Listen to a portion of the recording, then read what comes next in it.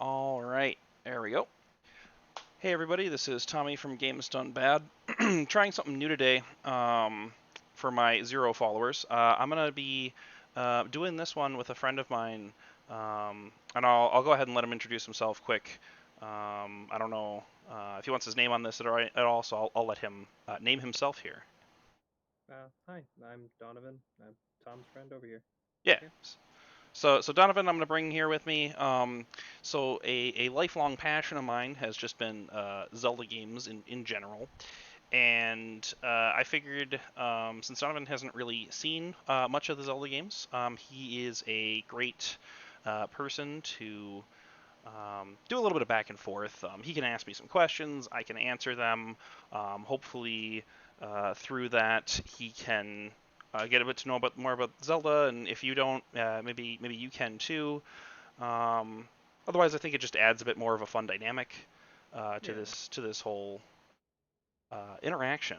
Um, which I'd like to have it someday. I'd like to have some followers and actually talk with some people other than having to invite my own. But that's you got to start from somewhere. So the first thing I was actually showing Donovan here is so I've actually got the original golden cartridge NES Legend of Zelda game here in my NES. That or Nintendo Entertainment System for those that aren't in the know. And I've got like a patchwork of cables that you wouldn't believe that's connecting this up to a capture card um, to stream this. So I am actually playing using the original NES, using the original NES controller, Oh nice. playing with the original game, um, because I that's what you got to do. Um, and I think that my plan at least is to go through each of the Zelda games kind of in order. At least the console ones. I don't think that it's all that easy to stream the handheld ones. At least not doing it in an emulating way and doing it in a way that my hands would be comfortable with the controls that they're touching. Um, so I think I'll skip over those for now, but you got to start somewhere. So we'll start here. So like I said, I was showing Donovan here. So in the first Legend of Zelda game, there's sort of two quests. There is the first quest, which is what everyone has more or less experienced. But after you beat the first quest, the game will actually ask you, "Hey, do you want to play another quest?" And if you say yes, it actually changes the location of all the dungeons. It changes the layout of all the dungeons. And it just like basically rearranges where things are in the overworld. The overworld stays the same because getting a second overworld would be way too much file storage size. Um, but they did have enough space to have another set of 9 dungeons, and so yeah. So if you name yourself Zelda in the original Legend of Zelda, it'll automatically kick you to that second quest. I'm not actually going to do that. I was just playing around here to see that still existed, and see if I could actually remember it correctly. So we will use the totally not confusingly named elimination mode, which is how you remove a profile. What? Yeah, no, I that took me a while to learn. I was like, what is elimination mode? I think I actually deleted a profile by mistake the For first accident, time. yeah. Yeah, I was like elimination mode. That sounds cool. I'm like, it's like this is like a battle royale. Like what's going on here? Nope, I nope. would have I would have thought based on the fact that it was elimination mode, maybe like if you die and lose all your lives, like it just deletes your save kind of a thing. No, like I was thinking it was like a game mode that you could play because I touched this a little bit later in life. I wasn't Hmm. around in 1986 when this came out. That was about 10 years. That was 10 years before my time. But um, so I was thinking, oh, like that's gonna be like a game mode or something. And then it was like select an account, and so I was like, oh yeah, so it's it needs to know like what I've got and whatever. And so I selected my profile. And nope, there went the profile. So that's And um, it's back before the days of are you sure you want to confirm this? yeah, no, there is It's no gone. confirmation. It's just It's gone. gone. it's just gone. So we'll just go ahead and kick this off here. Um, Because I remember when I played this, I got to like the first dungeon. I didn't even get to the first boss. I never could get that far. I got to the first dungeon and then I just stopped playing. Um, but I did have it on my original NES. It was fun. yeah, it's a good time. This is actually before they swapped. So at a certain point, I forget when it happens, they actually swapped the sword from the A button to the B button. But this is before they did that. So my muscle reflexes are always to press B because that's kind of where it's always been since then. Yeah. Um, until motion controls, obviously. But Do you remember which game they swap it? um, I think it's the first one for the Super Nintendo. I think it's which one was that? That was A Link Between, or no, A Link to the Past. I think is the first one that they did that. I could be wrong. Um, I do appreciate that with this game, they don't really tell you, but as long as you got full health, you can rocket Yeah, your swords. you got the throwing swords. Yep. Yeah. So we got our first shop right here. There are two types of rupees in the first game. There is the flashing ones and the non-flashing ones. The flashing ones are worth 1, the non-flashing ones are worth 5. Okay. It's Um, kind of like it's how actually, before later in games they would actually do different colors. yep. To distinguish And it's actually kind of funny because so this is the non-flashing one here. And you can see it's blue, which is actually what became the 5 rupee. Yeah. So that has actually stayed since the original.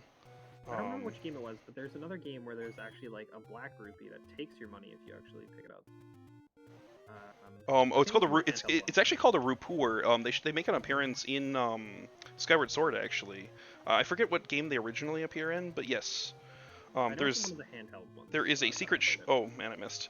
There's a secret shop here in the corner. So once I get a candle, I can open that. And there is, I forget exactly which bush here, but I think it's on one of these right bushes here. There is a heart container. Hmm. Um, so I have to play a So this little. one, did I have they? to play a little safer now that I can't rocket my swords. In this one, was it just pieces of heart, or was it just a full heart container? Nope, it's just full heart containers. The pieces of heart weren't around until I want to say that was the third game. Um, uh, that was so that was A Link to the Past as well, which did a lot of really good conventions that it added to the game. Believe it or not, I don't know if you know your races from Zelda all that well, but that thing that keeps shooting fireballs at me from the water, that is a Zora. Oh, okay. Yes, that is the origination of of a Zora, and those things are the Octoroks. I'm assuming you can. Or Yeah. those have showed up later, and then the things that were popping out of the ground are I forget what they're actually called, but they show up in later games too, in deserty areas, popping out of the ground. So here we are, level 1. There's actually a glitch here that I've seen speedrunners do, and it's like if you leave and come back in, this door is unlocked. I forget exactly what the manipulation is that makes that work. I'm not gonna aim for any manipulations, because I honestly am not good enough to do them. It's also just like Um, experience the game as it is kind of like a nice thing. yeah, so these are bats. They are one of the few only enemies in the game that is actually weak enough to be killed by the boomerang once you get it. Which is typically an item that only stuns enemies, but Yeah. there's a couple small enemies in the game that will um, let you kill with them. I appreciate that in the first quest these guys don't throw swords at you. In the second quest they do. Yeah. I've seen I've been hit a few times by just forgetting that I didn't have like the throwable sword, which actually always seems to do more damage.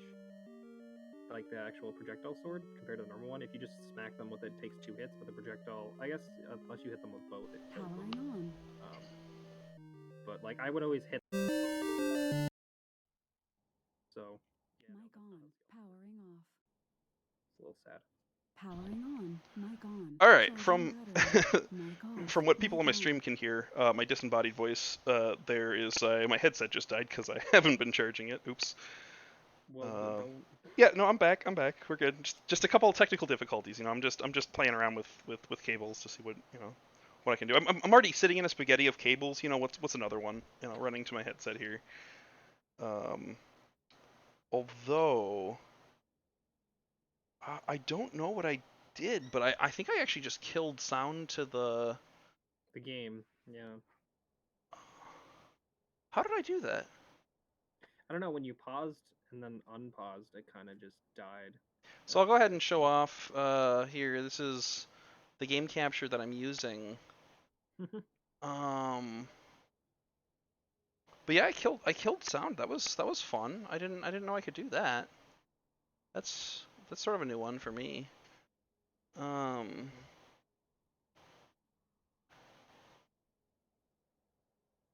well, when the going gets tough, the answer is I think my first answer is always just a reset. Yeah, it makes sense. So I noticed that. let's go ahead and no, Nope. nope, that wasn't it. That's So um,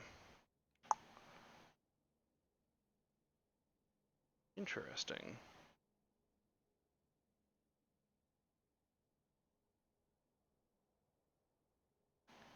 How how did I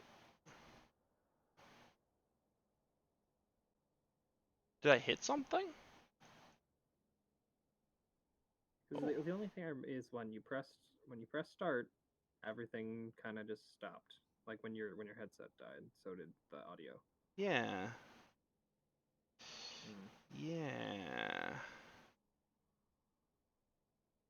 Uh, uh-huh. Well, no, that actually won't do. Yeah, no, that's not gonna do. Um, hmm. That is a new one on me. I'm tempted to just do a reboot. Um, because that is truly bizarre. Um, so,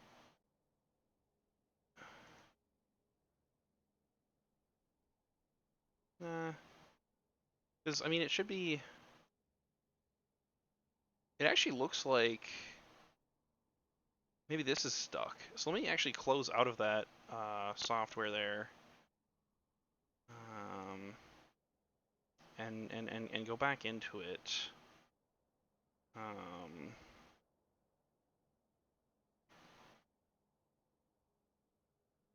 I may have just angered the. Oh yeah. What do you know?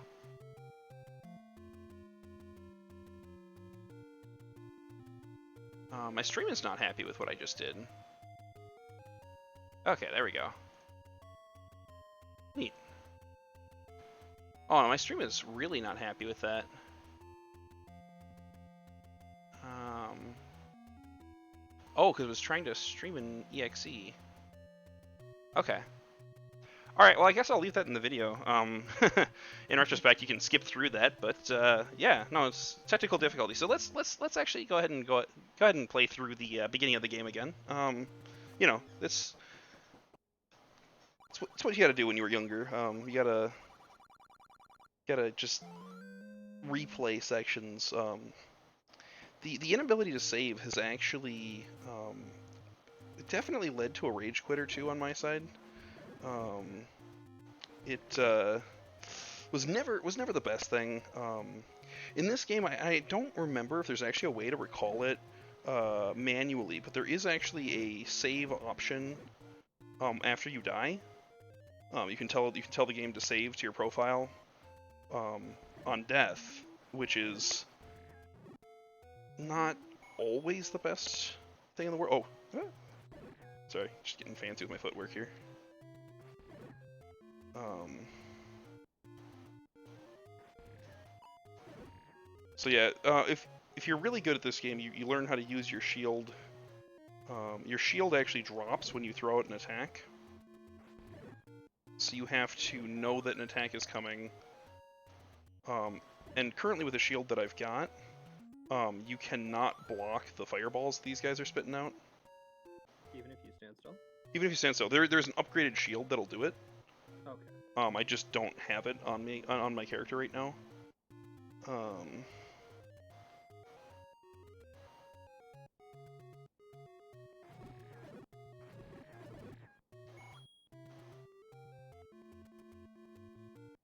okay.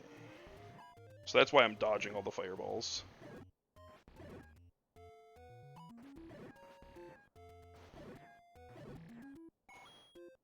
And then in this game, they actually use a very simple method of telling what's a harder and easier enemy.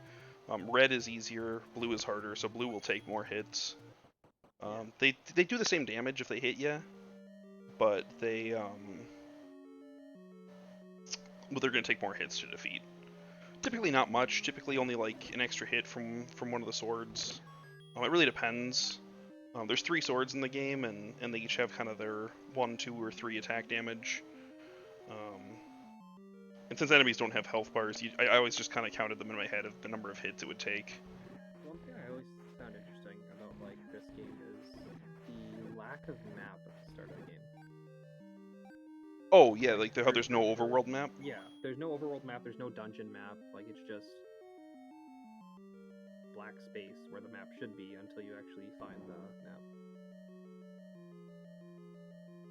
Well, yeah, and I mean this was it's kind of cool that actually from the original outset here they had a plan in place. They had um, you find the dungeon map. It tells you how the dungeon's laid out. You find the dungeon compass. It shows you where the important thing in the dungeon is. Something they would go on to keep in later games that they had ready to go as early as this first game. It's funny, and I say they. You'll see it at some point when I get to the end screen. There's like 6 or 7 names on the end screen of this game. Yeah. It And like there was not a lot of people working on video games at Nintendo at the time. Nintendo was a tiny little company.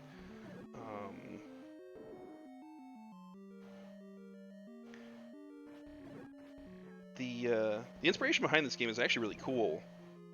It was I love rooms like this that like if you didn't have a guidebook to figure that out in the first place, I mean you'd just be like, what's going on? Okay, thanks, bud. Thank you for your very, very, very cryptic thing. Oh, one of the funny things, if you attack these guys, their flames will get mad at you. yeah, and start attacking. But no, yeah, even I think it's like there's a bunch of now even like bigger games, like indie in air quotes bigger games, like Hades for example, had a development team of like 7 people when they made the game. Yeah, I mean it's really And funny to see how it won so small. many games, like a Game of the Award, like awards. So it's like ridiculous how just like a small little group can blow up like that. Yeah. Um, yeah, Donovan here was just telling me he was doing a run recently through a game called Hades, which I actually intend to put some time through at some point. And so that's one of his favorite things to talk about right now. Just fresh in his mind. Yeah. Okay, gotta watch out for the boomerangs from these guys. Luckily, these are still things I can deflect with my shield.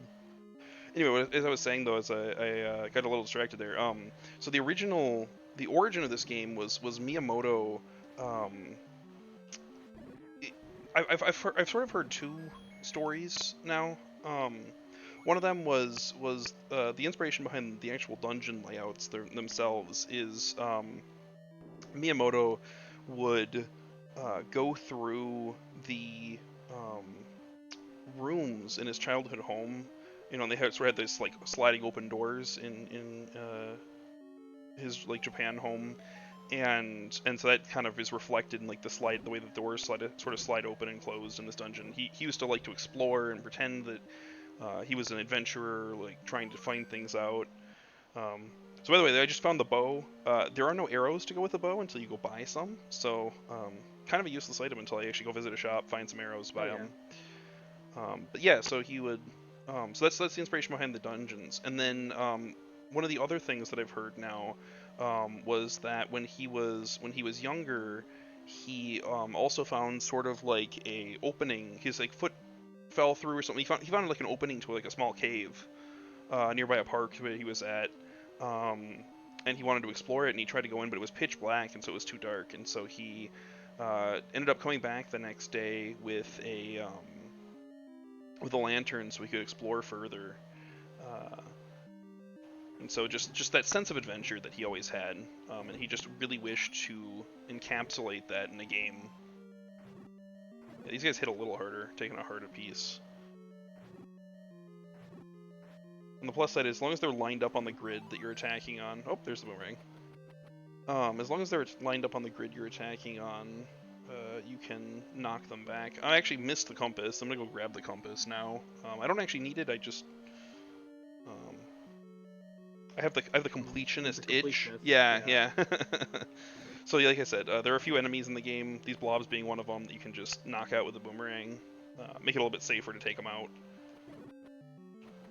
Yeah, and then eventually when you This do this that, actually is like, really the cool. I've arrows. actually seen, so the way that the controller works is it's actually reading in a binary code, and each 1 or 0 refers to if a button is pressed or not pressed. So up, down, left, right, start, select, B, and A, which are the only buttons on the controller. And the way that it does it with it sort of reads in a stream, um, and the stream is long enough that it can tell. You could have every button pressed down on the controller at the same time, and it will recognize that. It will recognize each of those inputs separately, which was sort of legend or like sort of revolutionary for the time that this controller came out. So that's why you can do things where you can throw you can throw this diagonal boomerang because it's seeing that I have both left and up pressed at the same time, which is really cool.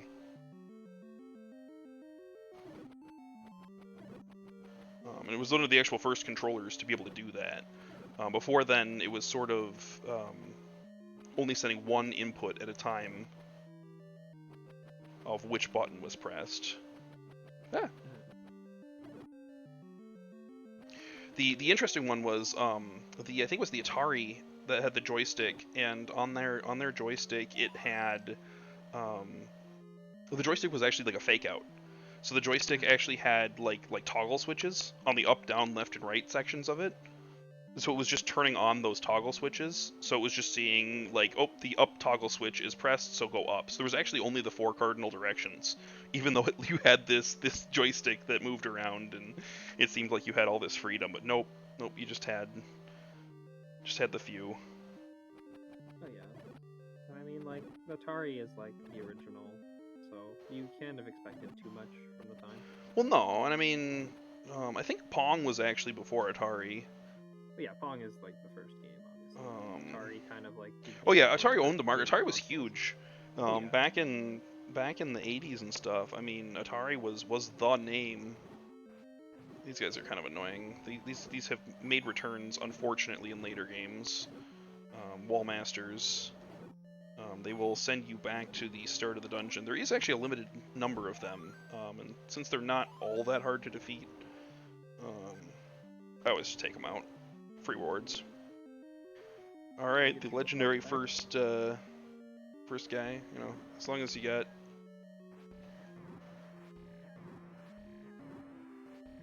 Do appreciate the slow shuffling back and forth. Oh yeah. Yeah, that's all the pomp and circumstance to getting a heart container. Oh, just you pick it up. You got one more on the bar. The pomp and circumstance to getting a piece of the Triforce is a bit more. And it's actually a piece of the Triforce. it was divided into 8 sections in this Yep, one, wasn't it? Yeah. it was. So you can see now I have a piece of the Triforce there. So this is the actual Triforce of Courage. Zelda has wisdom, Ganon has power. Yep, and everyone's already got what they were awarded by now in this game. You don't have to deal with the. Except for you, you gotta go collect. Yeah, you gotta go collect yours. I mean, that's you gotta prove that you're courageous. Zelda, like, I think it'd be funny if like Zelda had to like pass like a written test or something. And just has to punch something. Yeah, Ganon's just gotta like punch a big wall. Just like how strong are you? Punches a big wall. Oh yeah, that's pretty strong. It's like at the fair when you gotta like smack the hammer down and see how strong you are. Want me to put the hammer down? No. All right, I'm just trying to. It's been a little bit since I played this one. I'm trying to get my bearings a little bit here. Remember exactly where the thing is. Watch. Oh yeah, the watch just freezes everything on the screen. It's actually really annoying for screens like this where you got these burrowing enemies, because the enemies will stop unburrowing. It makes the screen actually not able to be cleared.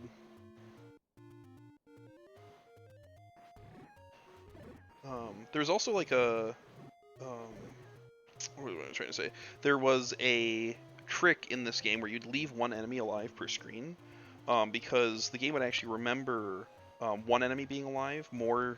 It would keep it in its active memory as opposed to the screen being cleared, because it only had so much memory to remember which screens have been cleared. And once that was sort of, oh, that's the weird thing. You can pick up things with your sword. But once it had run out of memory to remember which screens had been cleared, it would then refill them with enemies. So as long as you left one enemy in place, it considered that to be a bit more important to hold on to, and so it would remember a lot more screens with one enemy on them. You don't actually have to find anything for bombs in this game. You just have to find the bombs. Just find them up. Yep. Now I've got bombs. That's 4 bombs. Yep. There we go. There we've got bombs. But okay. Let me just. Yep. Yep. Yep. Yep. Yep. It's just a mini game, you know. I win. Well, they never said it was a hard mini game.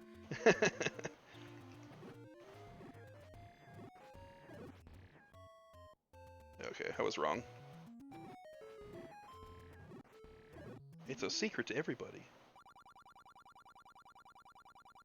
can find these guys around the world. They actually have a chance. So they're, well, I say a chance. They're in very specific locations. They give you very specific rewards. You can't see what the reward is until you pick it up like that. But the reward can actually be negative. You can walk by these guys and they can have like negative 100 on them. You just lose 100 rupees for having discovered them. You know, here's your reward for finding a sort of a secret screen. You lose a bunch of money. At least the gambling game that you can find is a bit more honest. It's not rigged. Well, yeah, that's not rigged. Oh, my 5 rupees went away. The gambling game isn't rigged, but no, I was at least the gambling game is honest about being a gamble. These guys, you know, they seem like they got to be a good thing, and then sometimes they just take your money away, and you're like, oh, okay, thanks. I'm so glad that I discovered that secret.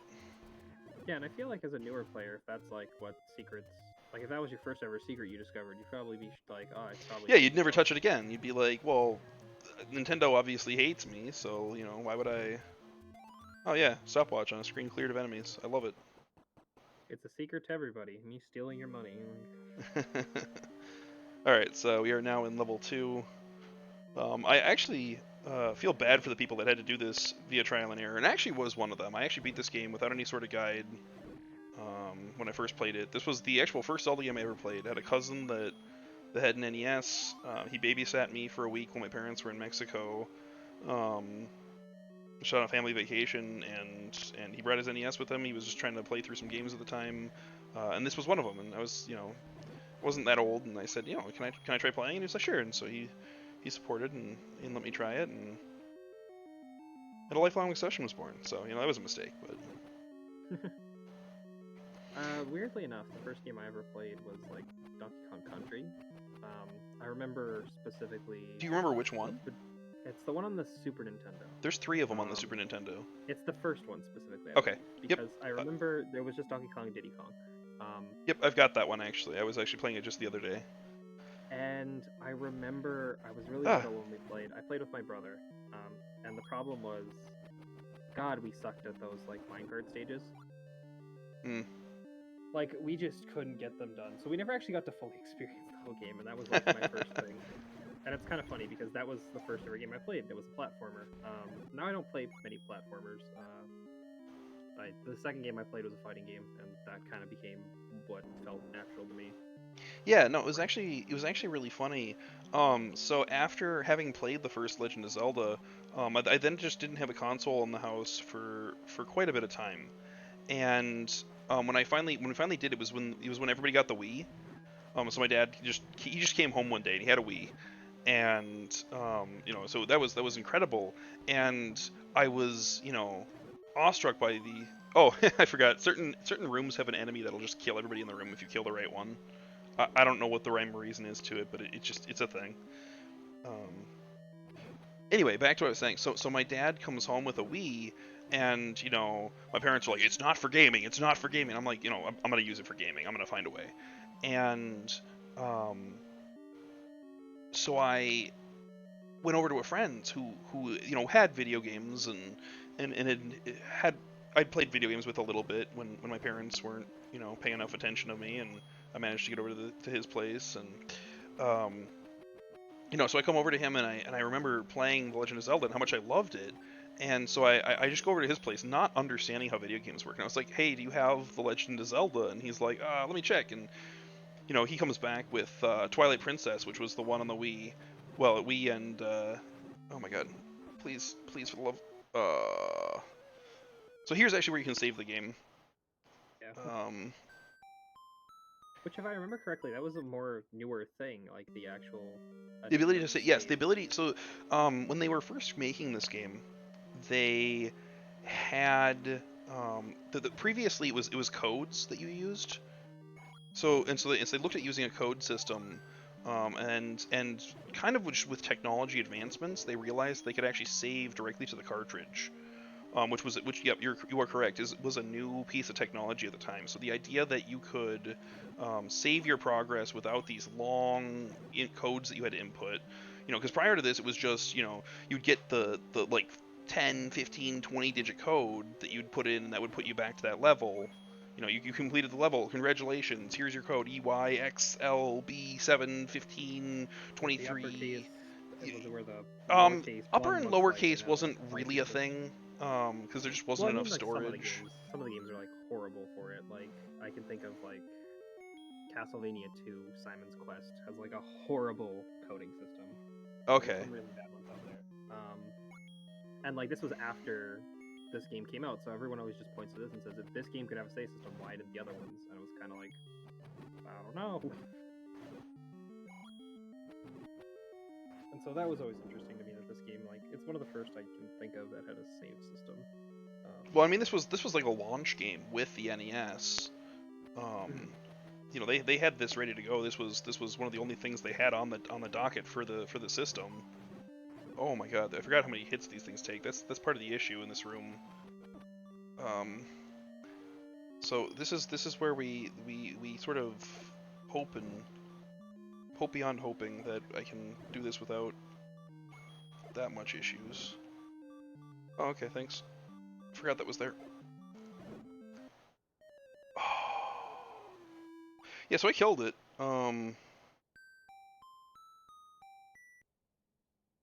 Yeah, this game in I forgot there's a pause.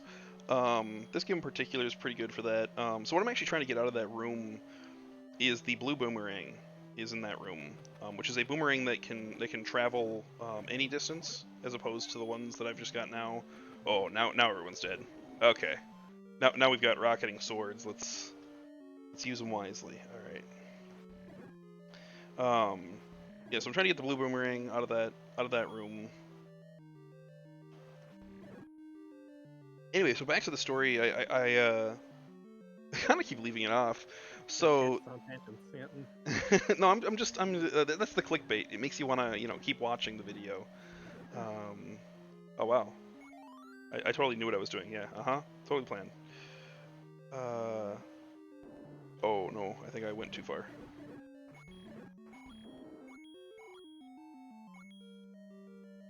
Oh no, this is what I've been doing. Okay. Um, so I go over to my buddies. He's got a Wii. I'm like, do you have Legend of Zelda? Not understanding that obviously it's gonna be a different Legend of Zelda game because I didn't know what was going on with video games. Oh my goodness. Hello, please. Please, I just want it. Uh, oh no. Oh Oh no. no. There it is. Just give me hearts. Oh no. It's fine. It's fine. It's fine. Just got the fancy footwork. We gotta break out the fancy footwork. Oh.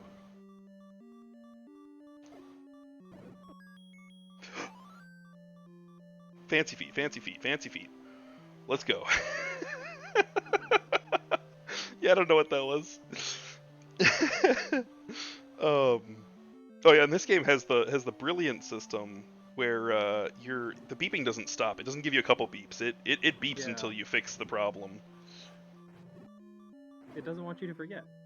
It's Yeah, really no, thoughtful. it's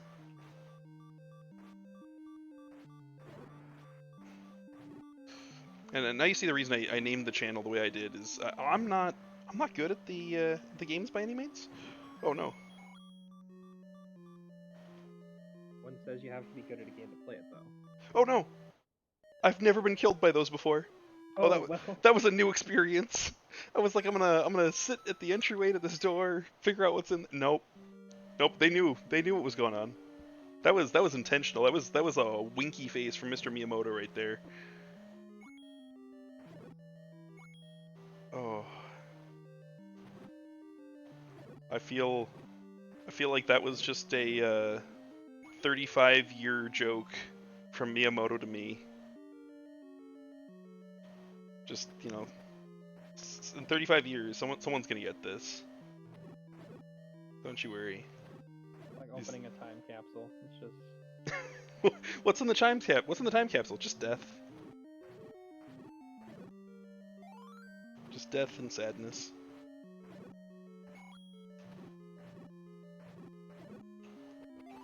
Ow. Ow. I'm sorry. I'm not sorry. I'm very much not sorry. Oh no. Oh no. So these guys, if they see you on the straightaways, they will immediately rocket towards you. So if you're good with timing, you can just kind of use it to your advantage, but... It's not the best strategy. Alright. It's a strategy, but it's not the best. I mean, they're trying. But yeah, so this one I can actually, like, really get some angles going. You know, do some trick shots. You can actually run through those, I just always am a little paranoid that it's not going to work. And is this one as well where you could pick stuff up with the boomerang? No, or yes. Yes. One of the few features I absolutely adore with this game is the ability to walk over enemies. So if I actually stun this guy, you know, he stops being a nuisance. Oh no, and the fairy disappeared. I was just trying to show my friend. Please. Oh. These guys actually, like the bats, anything that can be defeated just by the boomerang alone actually will not drop items. So the room might drop items, you know, from completing the room. Oh, hi, bud. Oh, okay, that's the boss. Not yet. So the flashing room that you can see on the map, that is the where the Triforce is located. Yeah, of course. It's So you always know that the room right before it is gonna be the boss room. And actually, if you're ever adjacent to the boss room, that's when you hear the noises that you're hearing, the sort of like loud sort of roar. I can only hold 8 bombs. There's no point in picking those up. So there's actually 2 strategies to defeat this guy. One is actually feeding him the bombs, and the other is stunning him and then hitting him with a sword, which is much more effective and always makes him drop bombs for you.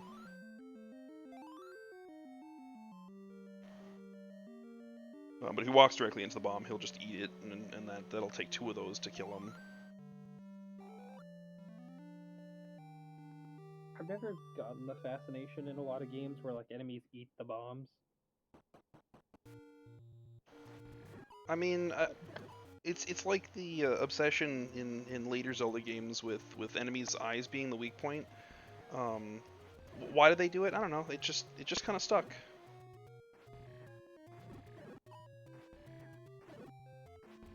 I think there's just something satisfying with an enemy that you dislike, you know, eating a bomb and just exploding. You know, you're just like, hey, I really dislike you. Here, like, have some of these tricks, and nope, it's not tricks, it's a bomb. And then you just blow up. You know, something to be said for it. Like, it like fulfills your need to like play a prank and your need just for absolute carnage. It's kind of like back in I played the original Doom, and like you get the option of like all the different guns that you can have, but one of the things you can do is you can just pull out your bare fist and just beat a demon to death, and it's like there's no point in doing it. You're gonna take damage, but like something is just so oddly satisfying about punching a demon to death. Yeah. So I mean, Doom was definitely a different breed of game. They were like, you know, we get that people just have this primal rage they need to unleash. You know, here's a medium. Here you can do it. It's literally the polar opposite. Have you ever played Myst? I have not. Okay, so Myst. Do you know what Myst is? No, actually. So Myst was put together back in the 90s, sort of as a proof of concept that games can be something other than just violence. You know, because up until this point, you know, games we've had sort of RPG games, we've had sort of Yeah, there's always an um, enemy to defeat or something yeah, there's to something to or kill or whatever. something to defeat, some way to level up, whatever. Um, and the idea was, can you do a game without like an enemy? You Hmm. know, without something to defeat necessarily. You know, like what if the game was just more of a puzzle? Um, it was done for the computer. Um, and I think his name was Rand. I forget his first name, but he and his brother had kind of come up with this idea to. Um, he said it all sort of spawned from a sketch that they did of this manhole cover. So this was actually they actually started with a different game called the manhole cover, and so that one started with a sketch of this manhole cover and a uh, like a um, fire hydrant. There we go. I'm trying to remember words. Um, very difficult. I'm not actually human, by the way. I'm an alien. I just so I sometimes forget exactly what's going on. I can do that. Um, Yes. oh nope, that is not a boomerang. Well, On the plus side, your bombs don't damage you in this game. no, you're just donating them to the earth. I would expect that it's probably because they just didn't have the processing power, but we'll just pretend that it's entirely intentional. Just Um, drop an explosive blueberry and it doesn't hurt. ooh, actually, we're gonna come back. So there's an issue with those ghosties. They split into those little bloblets. Yeah. But if I get the level 2 sword first, I can kill them outright and they have a chance to drop items, whereas the bloblets won't. So we're actually gonna go grab the level 2 sword.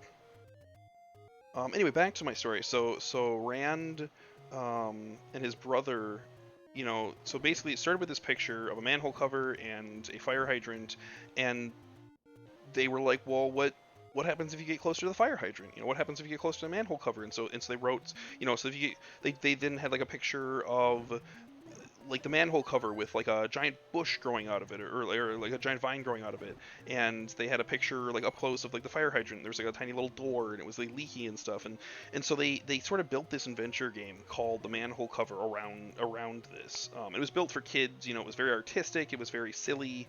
Um, and then they got approached by another company. I forget the name of the other company. And they were like, if we throw some money at you, will you design a more adult based game? Oh, and they said, oh yeah, sure, absolutely. So they invented sort of this puzzle game where the narrative is told by you actually going and picking up things in the world. You taking the time to read some books, you taking the time to interact with things in the world. None of the narrative is really forced down your throat. It's for you to find. Um, and so it was like one of the first games that really did just a beautiful job at world building, where it was on you to walk around this world and discover its secrets. Um, because there was all sorts of like journal pages and stuff, and a lot of it was superfluous. A lot of it had nothing to do with the plot. It wasn't like you had to like read through this book and then you'd find a code on like page 3. No, I mean some of it that happened, but some of it was just books about the world. Like here's how this works, here's how that works. So they actually wrote some books on the world. Oh man, I hate this guy. Oh no. Okay, so that guy takes 2 hearts a shot. Yeah, that's a little rough. Luckily we are at 250 coins, and I know the map well enough that I said coins instead of rupees. Oh, look at me. Oh no, what's happening? Uh, Mario. no, he can't.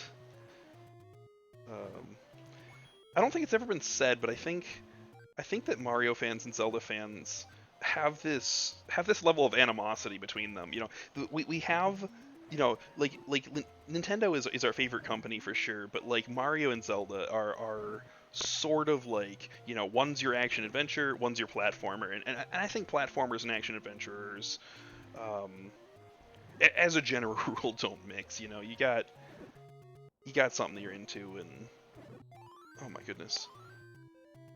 Okay.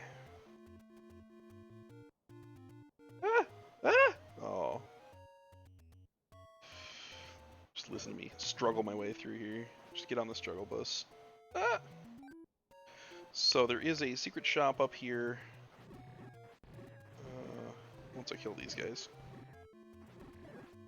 Killing them is not contingent, it's just helpful. Yeah, you don't want to be attacked while you're doing stuff. Oh my goodness. Please.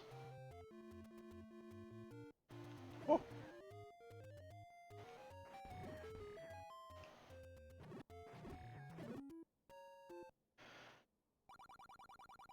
This is what they say in every secret shop.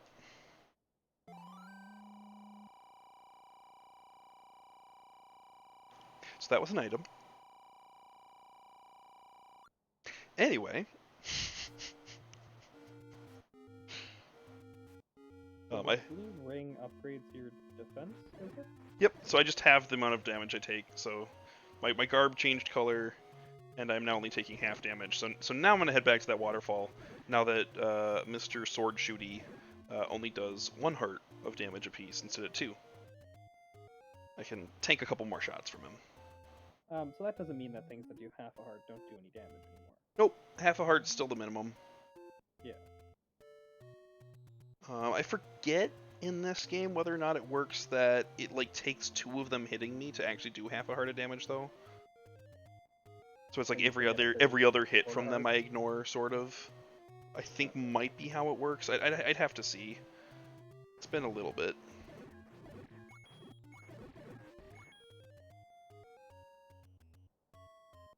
Oh goodness.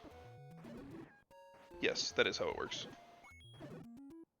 So yeah, it takes 2 hits for something that does half a heart to do, but a quarter heart is still the minimum, and so it doesn't display the quarter heart. And the cool thing about that is it still maintains, while you're down that sort of quarter heart, it maintains your ability to shoot the sword. Yeah. Yep. So definitely useful. Although most things I'm gonna run into in the world from kind of this point on are gonna do a full heart. Oh, don't mind the hitboxes there; they're just a little jank. Yeah, it's a little. It's fine. You just happens to the best of us. janky hitboxes, yeah. Yeah. There's a lot of like the old school like bullet hell games where they have like the hitbox of the character isn't actually the hitbox total, like a little bit in the middle. So this guy can actually tank a lot of damage. Oh man. This is the blue variant of those guys. There is a red variant too. They're in a much more difficult area of the world. So I'm now upgrading from the wooden sword to the metal sword or steel sword. I forget, iron sword. I forget its actual name. It's got a name. You can actually see on the start menu, it kind of gives you a list of all the items. So my attack has actually gone up quite a bit. Oh no, is this the maze? Yes, it is. I don't think there's actually a way to get out of this maze other than going left. Nope. Alright. There was something on the right-hand side of the map that I want to grab. But, can I? Yep. Hello? There's a person here. There's a person that tells you that there's a person here. I forget exactly what they tell you, but I know everything I need to know, so we're gonna not pay for information. Oh, getting tricky.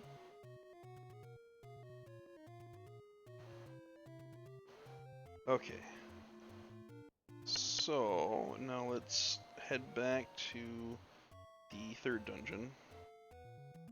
It is a good thing, though, at the very least... Oh, let's not be silly.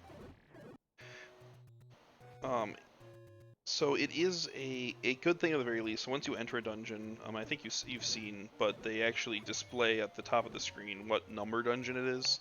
So if you ever find a dungeon early, which is very possible, though a lot of them are not locked in such a way that you can only find them once you have the adventuring prowess to get to them. So if you find one early, you can... Oh, okay, I might not have a item that I need to get through this dungeon.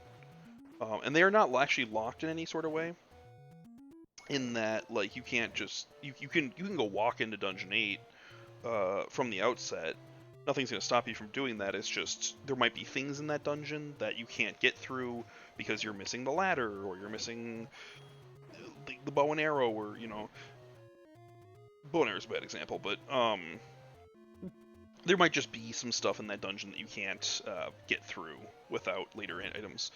You actually can go through each of the dungeons and grab the item without having fully completed the dungeon in sequence. It's just you can't get through the final dungeon's like opening portion unless you have all the pieces of the Triforce. So there was a it was sort of like designed as a sequel to Zelda 2. It came after Zelda 2, and was designed more in this sort of style. Zelda 2 is more of a side-scroller sort of game. It was designed more as a top-down. I forget the name of the game now, but basically it was some community creators got together, and I think it was one guy in particular. Oh god, I hate these guys. This is the origin of the Dark Nut. If you are aware of what they are in later games, they show up in a lot of them.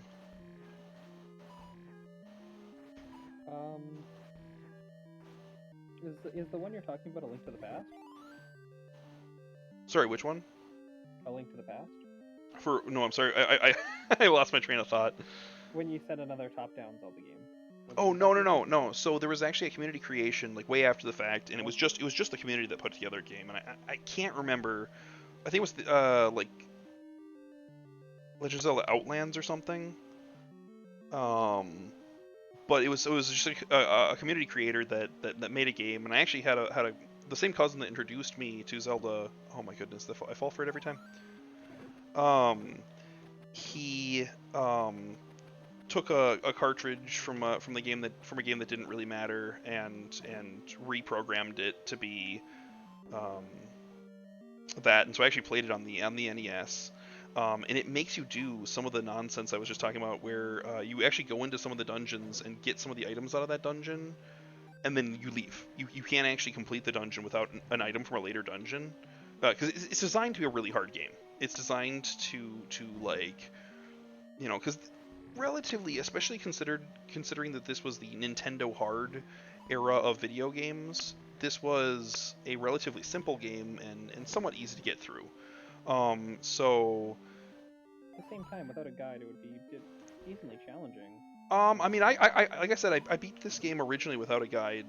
The guide is useful to know where the heart containers are out in the world, but it is... Oh no. You can see the processor groaning. So this is like the only item that's like really necessary for this dungeon. This is how you get to dungeon, or to the fourth dungeon, is having this.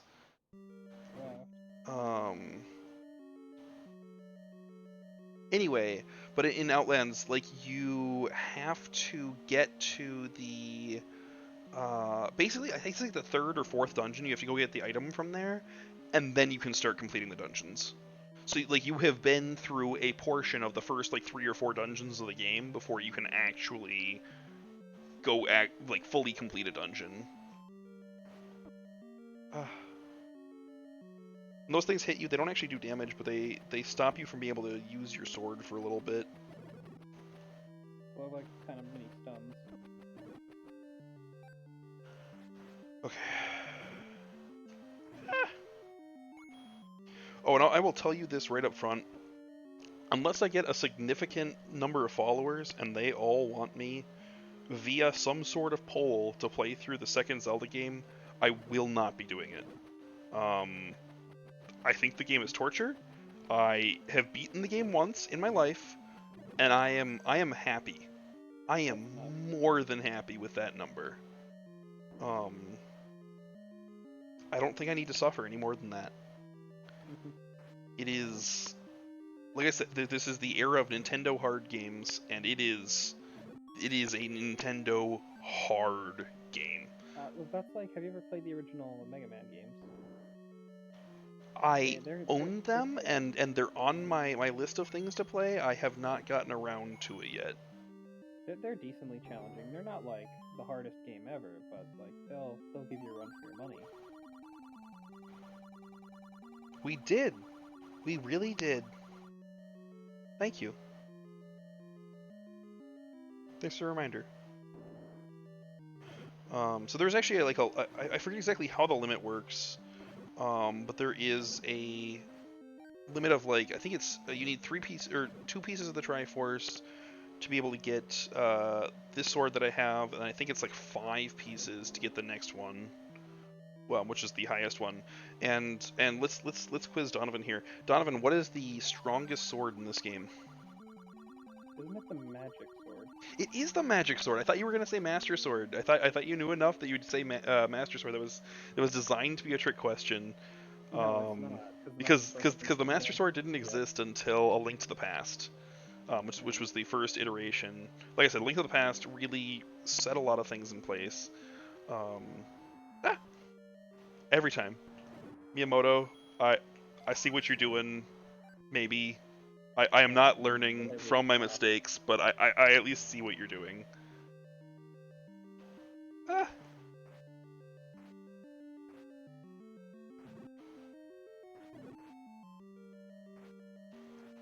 Oh my goodness. So what was the purpose of locking the swords behind heart containers? So the swords do more damage when you get your hands on them. So it's designed as like an amount of progression. You know, you can't go just walk somewhere and grab the strongest weapon in the game. You know, you have to have earned it. Is basically the idea. Um, eh.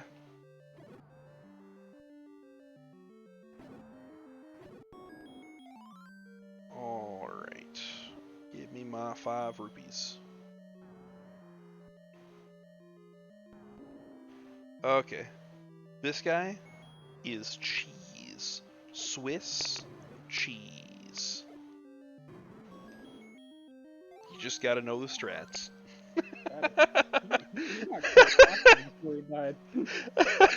Yeah, once he loses a head or two, he loses his mind. But if you know what you're doing, you can just.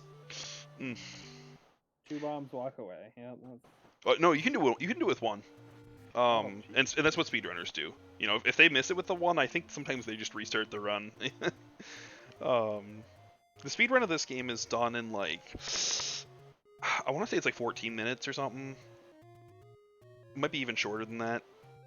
that is in like the world record, or that is in like an That average speed run? that is in like the world record, I think. It's pretty short. It's pretty short and sweet. There is a trick, and I don't know if I can actually do it. Um, yeah, I don't think. Yeah, so there's a trick where you can bobble the screen in a very specific way. If you do it like frame perfect, you instead of going to the right, you actually glitch around the side. You actually overload the console, and you actually would go through the left. So rather than walking through screens, that's what they do. Is they go here, they do a little quick position thing, and then they walk to the right again, and it takes them to the left of the screen. So they're skipping screens. You know, they're skipping entire rooms that way. Um, you know, because there's just no point in going through that much of the game or walking through like doors and stuff if you don't have to. So with this dungeon, we are once we complete this dungeon, we will be halfway through collecting Triforce shards. It's kind of funny once you know what you're doing that this is just sort of a cute little game. It's not the epics that come later. On the plus side, I will at least attribute a small amount of that to the non-existence of cutscenes. Yeah. You know, there is no there's no forced narrative here. There is nothing, you know, there's no like here read through this dialogue. It's like there's I this mean, big it's boss, missing and it's then missing a very significant amount of world building because of that. Oh my goodness, please.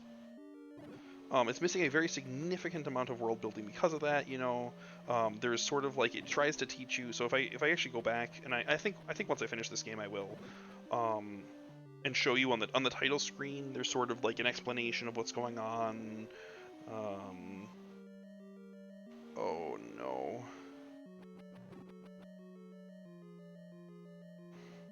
So here's the thing. I I am cheap. I am very cheap. I don't want to spend my rupees, my hard-earned rupees, if I don't have to.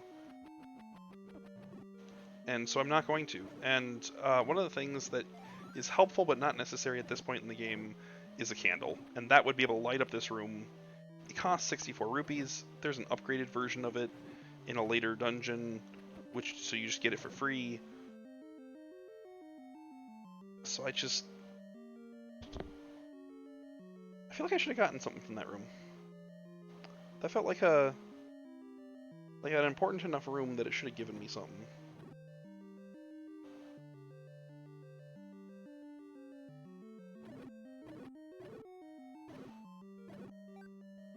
Huh.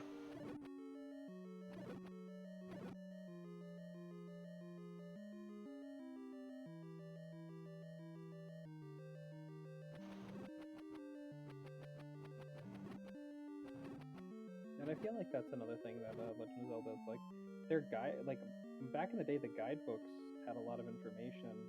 Where nowadays people don't even really read the guidebook; you just throw it away. Everything that the port's covered in a tutorial. I remember the last time I actually like really paid attention to a um, guidebook was I can't remember why. I think it was because my friend had one, but I played through Pokemon Coliseum. Great game, wonderful game. But the buddy that loaned me the game actually I think had the guidebook for it, and so he just lent me the guidebook. And so at a certain point, I don't know if I broke down or if I just got curious. Um, I just like looked at the guidebook. Oh, it's sort of like a what's actually in here, and there's a lot. It had every trainer, where to find things. That's kind of where I realized the um, sort of the oh sorry I apologize for my train of thought drops off when I'm just sort of concentrating. Uh, ah, ah. Um, but I sort of realized the value of having the guidebook, but I try to stay away from them. One of my big things is like I've said, Zelda's my favorite game that I play out of any series and anything. Um, and so one of the first things I do every time I play a new Zelda game is I tell myself I will not look at a guide unless I am absolutely stuck until I've beaten the main story. Going back through, like, for instance, going back through Breath of the Wild, I absolutely looked up a guide to find where all the Koroks were. Getting 900 Koroks is ridiculous. By the way, I did 100% Breath of the Wild, and that is... the game is not designed to be 100%ed. You absolutely can do it, not designed for it. In fact, if you have all of the amiibos that give you item sets, you can actually get more pieces of armor than the game can support. And so you actually have to start getting rid of pieces of armor because you just have too much. So I 100%ed that game. And yes, absolutely. When there's 900 Korok seeds on the map, I'm not gonna find them all. You're not gonna find them. No one's gonna find them all. Oh, I happen to know the layout of that game. The layout of that room. I will not. Oh. I will not get through it unless I have or go through a different door. All right. Okay, please, just stop with the hitting. Stop hitting on me, please. Ah. All right. Oh goodness. What? How can bunnies be this terrifying? Funny thing is, these aren't even like the bunny characters. You'll see the bunny characters at some point, and you'll be like, oh, okay, that's what you mean by these aren't the bunny characters, but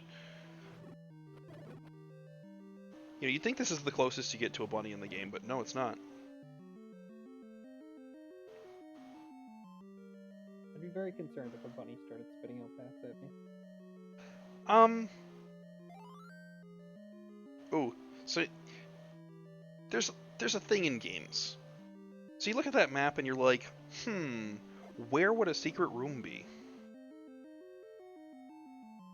Would it be directly in the dead spot?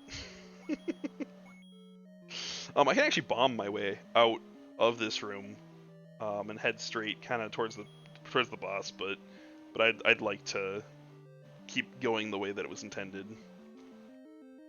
I might stop doing that once we get into some higher level dungeons. Go ahead and take some shortcuts, but for the time being, I don't feel that I really have to, so I'm not going to.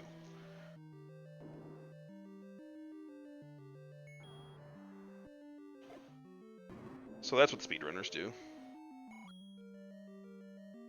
And yes, that was just a boss casually thrown at me as a... this is the guy that tells me that the other girl's there, who tells me, oh, to go north 4 times to get into the 5th dungeon. That's what it was. Okay. I couldn't remember what her advice was used for.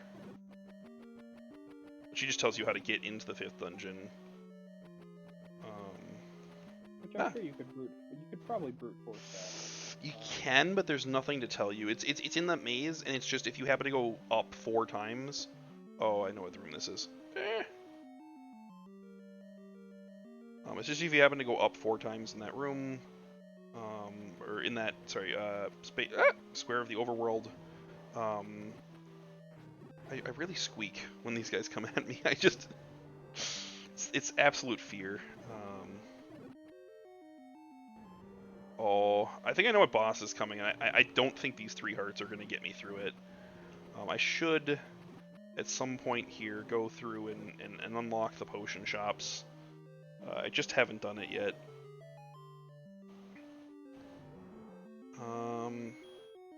I don't know if bombs actually damage this boss, but I don't think that boomerangs are going to help me, so...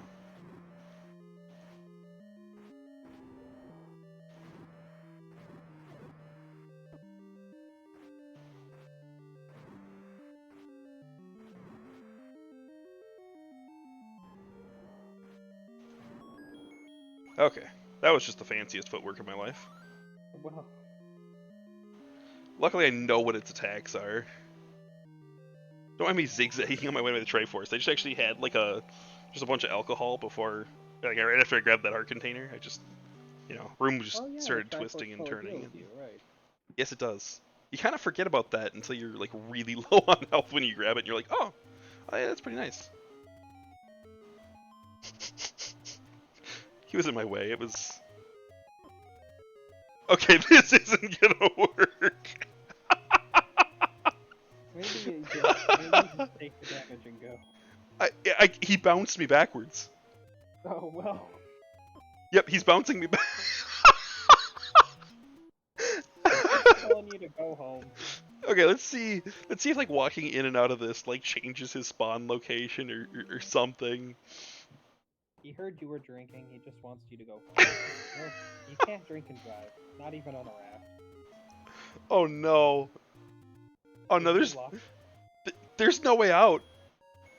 So soft lock? Yeah, I think I just like soft locked myself in the... Okay. Could you like possibly plant a bomb when you land there to blow him up while you're going back? No, because the bomb's gonna clear when the screen clears. Yeah, but if it blows up before it would be okay. The only thing I can think of.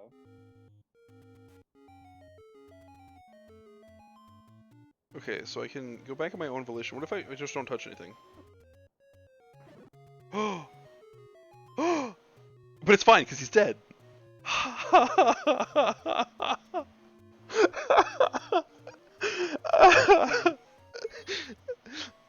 Oh, really showing the channel name off there.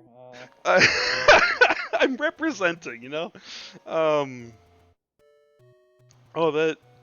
that was pain. That's what I'm hoping people come for. You know, come for the worstly played video games you've ever seen. Just watch me die over and over in the same spot. You know, just 15 times. There's just nothing more to it. It's not. I'm not gonna edit it. I'm just gonna upload it to YouTube, and you just take it or leave it. Yeah, no one's watching right now, so I don't have to remind that my YouTube channel exists.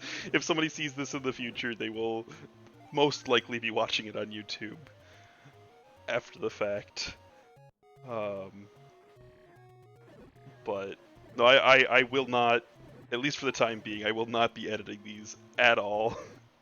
They can watch the pure, unadulterated sadness that is my life. Oh, oh no. Okay. Yeah, I actually really considered when I created my channel naming it something like Zelda or Nintendo specific, and I was like, no, I mean that'll really lock me in. Yeah. I find that's the issue with a lot of people now. Is like if your channel ever blows up because of one thing, right? You're locked into playing those kind of games. Like Okay, so here's my favorite thing in this game. It will let you take either one. He will disappear after you take one, and he will not come back. The left is a 2-use potion, where each use will refill your health to full. The right is another heart container. don't you just always take the heart container? Absolutely, but you cannot take it. You can take the potion instead, and then just be out a heart container. There's nothing in the game stopping you. And honestly, that's terrifying. It's like a pop quiz, although if you get the answer wrong, you just never get to try the quiz again. I think it's this one. Nope. One square further.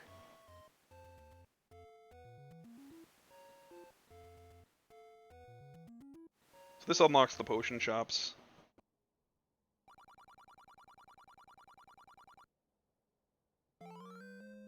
There's a bunch of old ladies that are just in caves around the world, and if you pull this item out to any of them, it unlocks them all as potion shops. Even the one that gives you advice. Hmm? There was the one that gave you advice earlier, that offered advice. Did that turn her into a potion Nope, shop? nope. It's specifically, there's like these locations with old ladies that. Oh, by the way, this is the gambling corner. So I'll let you play once. Left, right, or middle. Oh, the right one, I guess. Nope, you lost me 10 rupees. All right, good gambling. Oh, so it's just simply a random. Also, this is here. One. Oh yeah. There's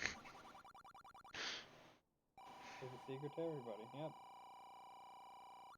But if you actually see, so in the upper left, that is the actual overworld, and so it shows your position. So there's a hint that this is here because otherwise you'd realize that you can't actually get to that upper right corner, and you'd be like, okay, how do I, get on that screen? So it's, that white dot is where I am, the gray is the entire overworld. So there is sort of a hint that that's there. But I'm going to actually kind of continue grabbing heart containers just while I'm on this side of the world. So there's only one upgrade to the shield in this game, isn't there? Yep. Unfortunately, so you know that sort of like orange-looking enemy that was sort of like roundish looking? Yeah. That like bounced around. I don't know if I'm making any sense. Not the one that like took away my like sword capabilities. It looks like it was more like a stack of 3 things on top of each other. Yeah. Like that's their name.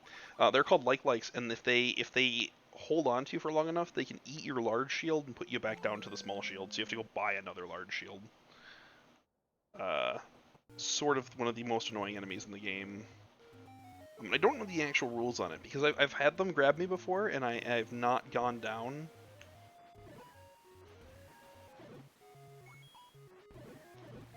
And another option of take anyone you want if you want to take the potion. There you go. Yep, there's a number of those guys in the game, and it's take any one. Oh wow, look at that! Just a heart container. Just. I mean, you have to have the ladder to get to it. And while I'm over here, just because it might be useful.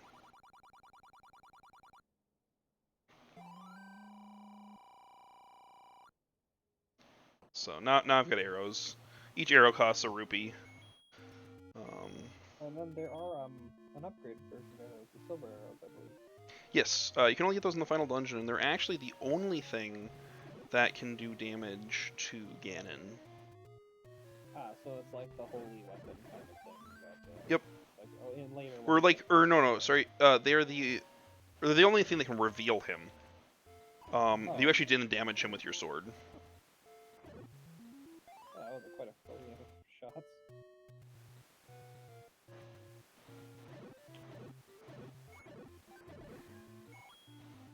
Yes, hard game. Oh no, it's not the hardest. Don't get me wrong. Like, Oh my goodness. Please, please, stop existing. Oh, I lied. They do come out of the ground. Just for me.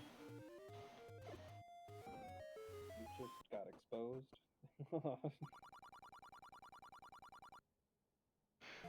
It's a good thing I have a good memory.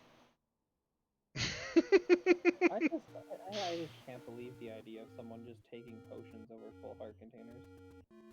Yeah. No, it's a good thing I remember where all of these locations are.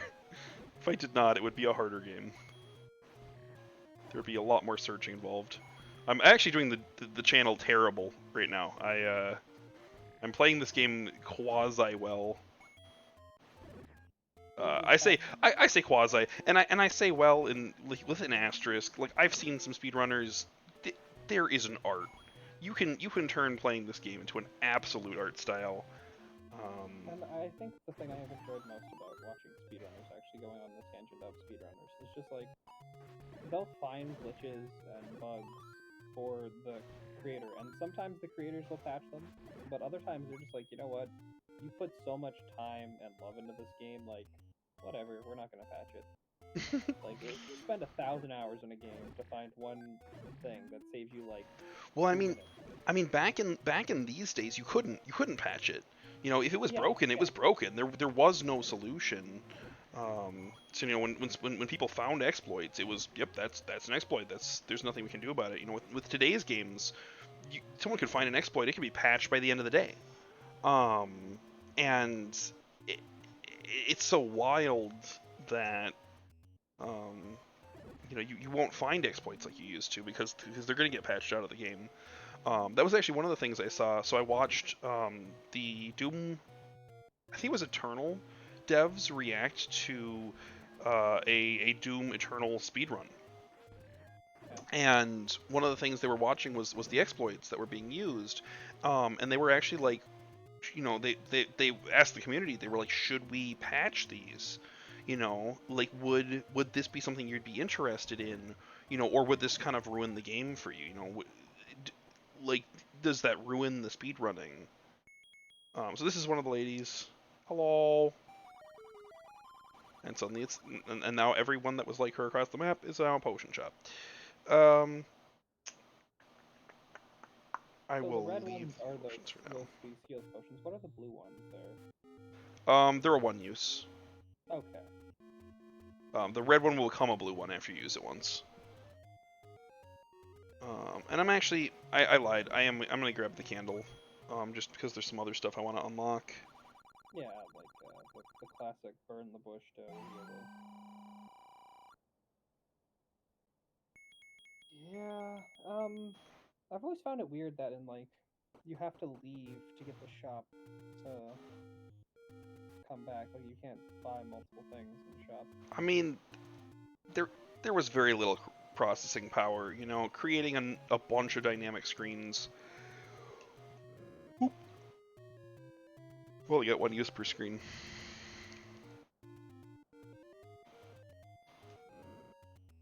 Did I get it? I got it.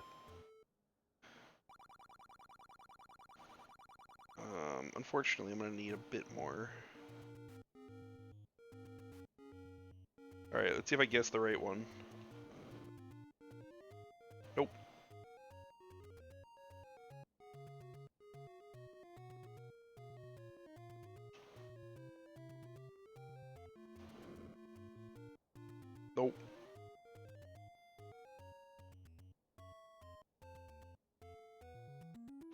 And like just the amount of references that have been spawned from the original Legend of Zelda, even Oh, it's a secret to everybody. Dangerous to go dangerous to alone, go take alone, this. holding things with a little tune. Mm, mm-hmm.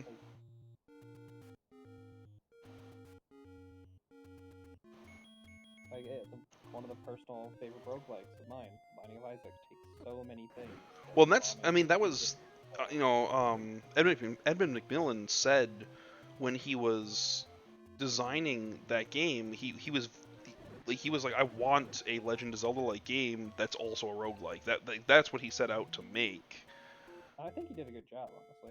Yeah, no, I mean it was great. It was, he was like, he's like, I love these dungeon mechanics. I want to see these again, just in a roguelike format, and he did.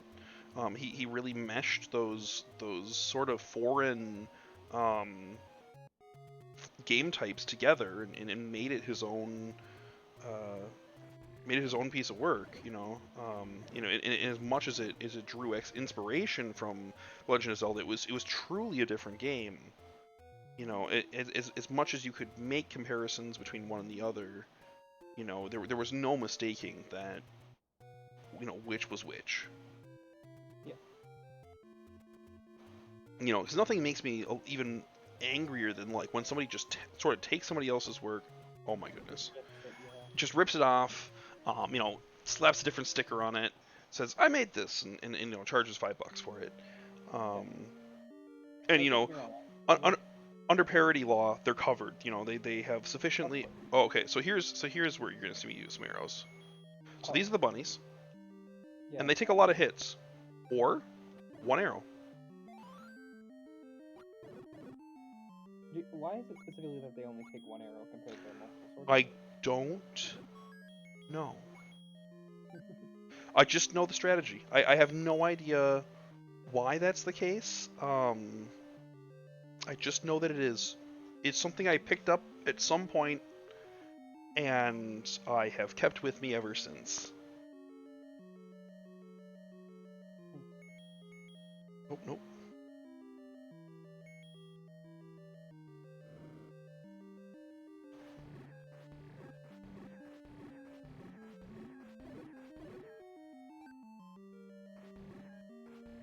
But yeah, as you were saying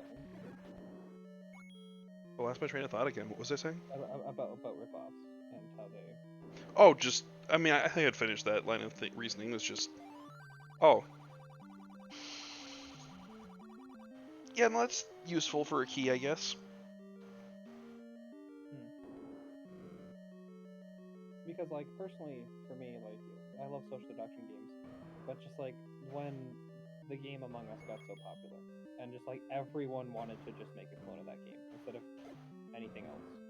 Like, everything had to be social deduction in the style of Among Us. There was Werewolf, there was like Town of Salem before it, but like they didn't take off as much, so like no one really gave it that time of day, and that always made me a little sad because it's like when you're just ripping a game because it's popular right now. Like Oh, for that's the love how of goodness. creative diversity comes out. No, I mean, I'm just dying over here. Not Run like. out of bombs. What are you gonna do?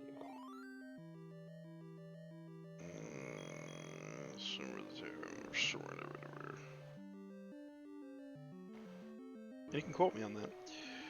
Alright, Yeah. I'm gonna cry.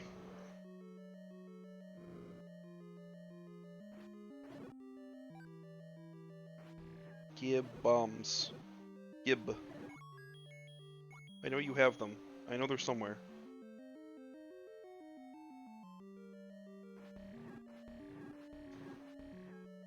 Come on. Someone's got them. Who's holding?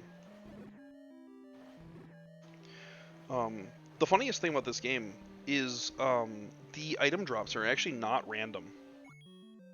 Really? There is a chart that you can actually reference, and so the speedrunners have a order that they kill enemies.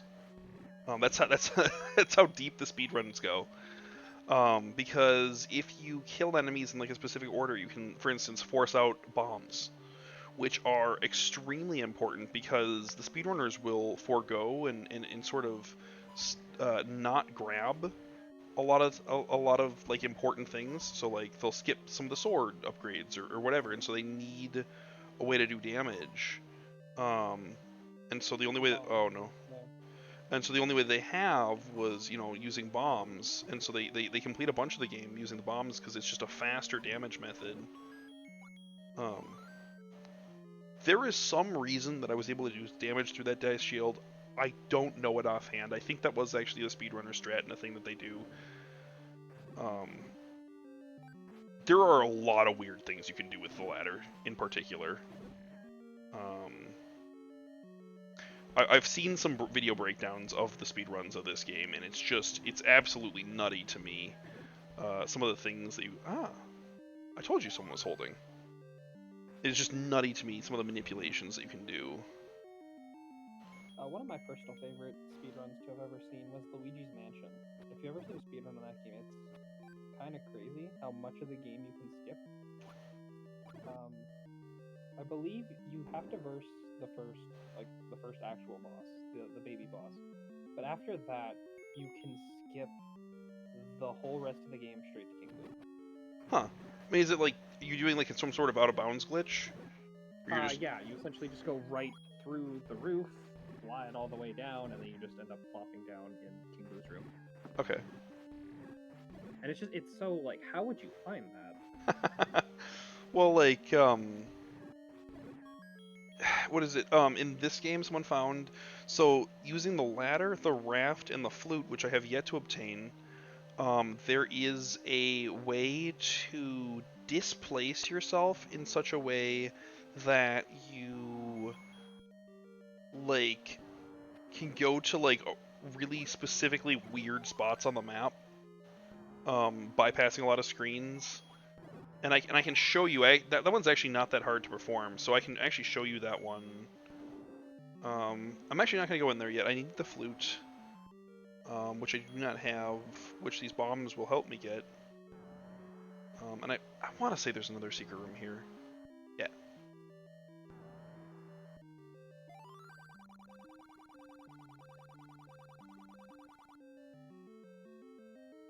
Yeah, thanks. I forget what this dungeon is supposed to be. So every dungeon layout is supposed to be something. We already went through the controversial swastika dungeon.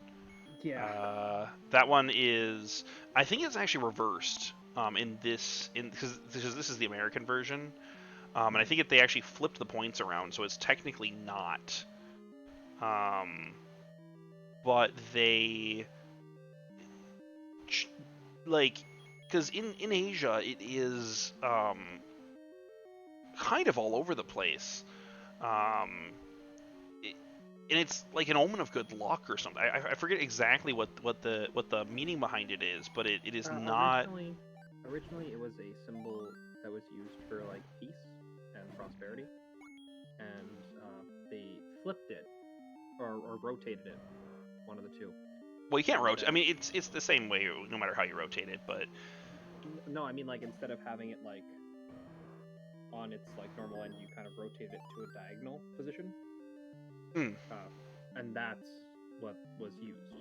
So it on a flat end is supposed to mean like if it's just horizontal and vertical where the points are sideways, then it's. But anyway, so yeah, just because of I don't want to say miscommunication, but just that's just part of Asian culture, and so one of these dungeons had that layout, and it was like. The localization teams looked at that and they were like, you can't do that. That is very synonymous with something very bad. And so when they localized the game, they sort of tried to fix it, but I think that was the last dungeon we did that was that shape. Yeah. And it it's still around. It's still sort of a thing. Oh goodness, which one is it? It's not just finding the right block; it's finding the right block and pushing it in the right direction. You know what?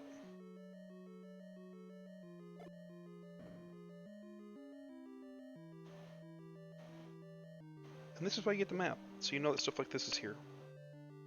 Oh, right, this room. Eh. Oh, the stronger Dark Knight. I had forgotten about this room's existence, and I was happier for it.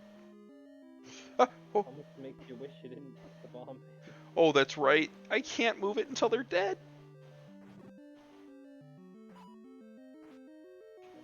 Oh.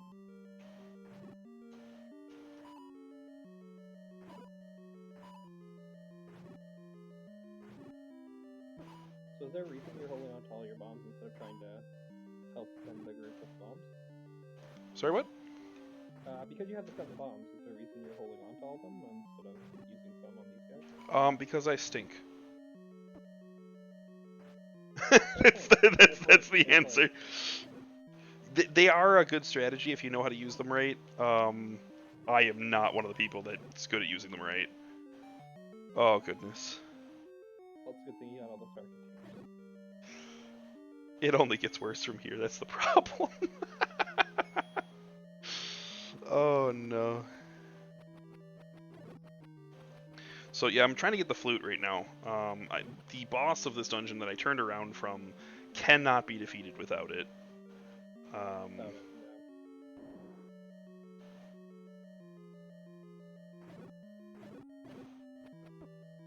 Hey, that's just... I'm in a lot of pain. I'm not about to put up with some stuff from some bats. That's nonsense right there.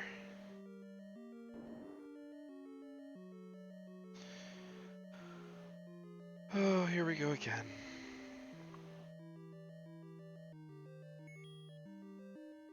I just really like throwing these guys at you. Oh, please don't do that. Oh, it just launched.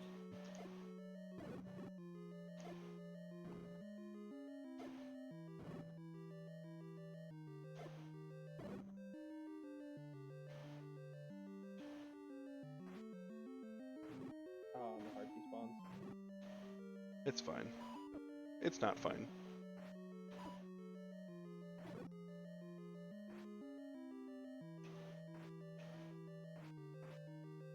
So in this game, the fairy is how 3 much hearts. does it's 3 hearts. There are Okay, actual fairies on the map that will restore all. Because I remember when I played, again, I didn't get too far, so I was like, the fairy to me was like, oh, this is a full heal because I didn't have a lot of heart containers. You'd like it to be a full heal. In later games, they ended up being 8 hearts. I think was the standard. Kind of that they've stuck on to. But yeah, in this game they were just 3. And you can't bottle them, which where is a death revive when you need one? That's the other thing is there's nothing that'll like automatically use itself in this game. You know, like that sort of that auto revive. That bailout gimmick, yeah. Yeah, so you actually have to time out. You know, if you're going to use that potion that restores you to full health, you have to use it before you're killed. You know, you have to be timing that out. Figuring out where your health is at, what's going on. Alright, so the boss here is actually not all that hard to fight. It's just about getting the flute.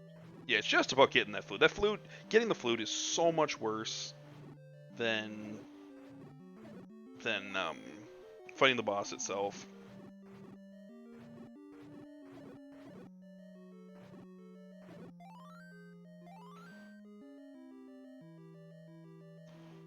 Okay, is there... I don't remember if there's a way out of this room. Like there has to be. There doesn't have to be. That's part of the thing. One of those old games where it's like, figure it out and we're not going to tell you how. This doesn't bring a whirlwind to me, does it? You could technically... Nope. Okay. You could technically bomb your way out from the right. Yes, I could, but I spent all of them on these guys.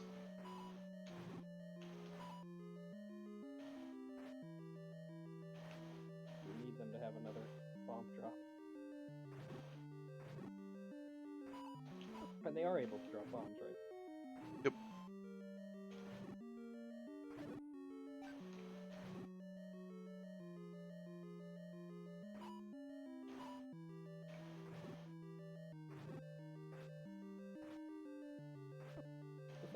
get knocked back quite far, and other times they don't get knocked back at all. Is there a specific reason?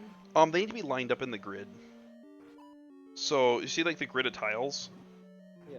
That is what I'm referring to when I say the grid. And if they are not lined up with the direction that you're attacking them, they will not take that knockback.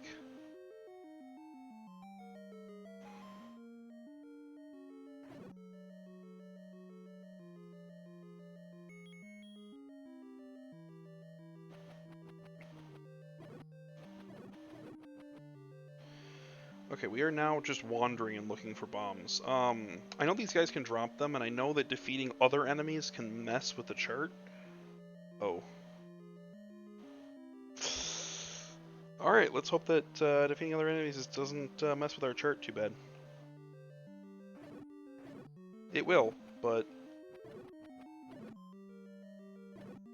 And you had to defeat the bats to, Because even though these guys don't drop... Well, like I said, the game can only keep track of so many cleared rooms at once. So when I clear another room, it should reset the next one in line, which should be this one. Hopefully.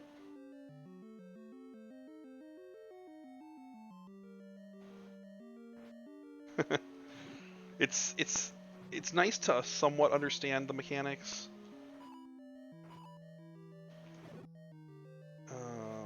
I don't necessarily understand why they do what they do, but I do understand to a modicum of a degree what they do.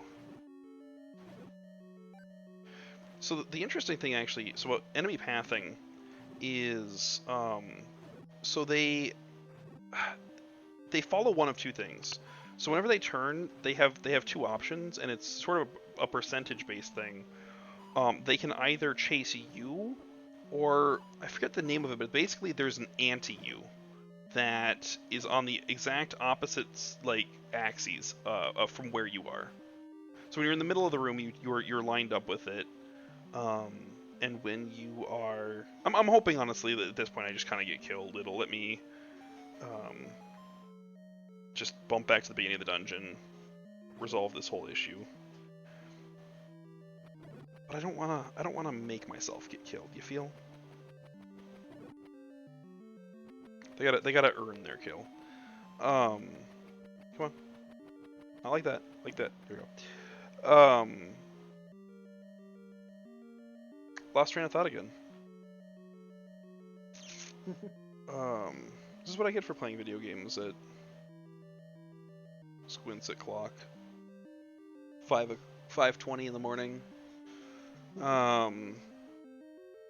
you remember what I was saying? well, I'm just paying attention. Like the fact that you know so much, but also like to me, the idea of just like knowing how many speedrunning tricks, it's like, oh yeah, I know this trick, but then it's like I can't actually perform them. Well, I know they're in the game. Hey guys, this is your lucky day. I'm asking you, please end my life. It's too bad they only do a quarter heart. This is gonna make a little bit. No, please, don't look at me. Don't just take a nap on your head. Please. There we go. Oh goodness. Okay. So one thing I am doing here is I keep spinning around in my chair because I get really uncomfortable if I game in the same position for too long. I'm trying not to kick the NES because the NES is pretty legendary for not liking being jostled during gameplay, and it's possible I could just lose my entire run if I kick it. You don't want to restart the game for the third time? Not from this far in. So does it let you, do you already have the flutes? Like, did it let you keep the flute? Oh yeah. Yeah, you don't lose anything on death. Interesting, so you don't even have to go, oh, that's, so sometimes dying would be faster than trekking all the way back? Yes, actually. I can't I think there's a thing with like save loading.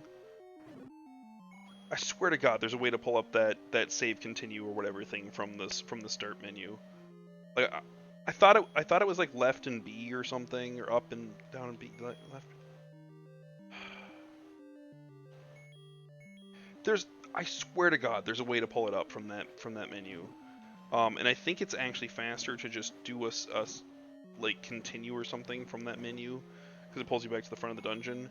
I think that's off limits though for speedrunning. Like like they just consider it to be just sort of against the rules sort of thing. It's always kind of funny to see what they considered to be within the rules and what they consider to be without the rules.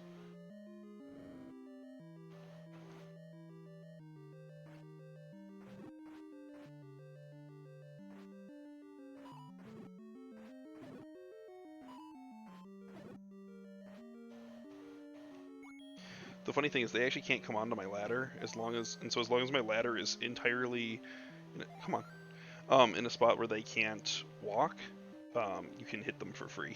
Do you appreciate the fairy leading you on a wild goose chase around the room? No, it knew what it was doing.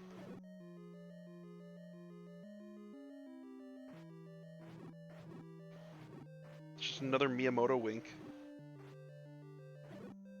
I thought it was really interesting that like everything is named so differently than you would think. Like you would just think, oh, there's a skeleton, so it must be called skeleton, or oh, it's like, but it's not at all. Well, most of them are they like maintained their Japanese name. Yeah. So like Astolfos, Stall actually means bone.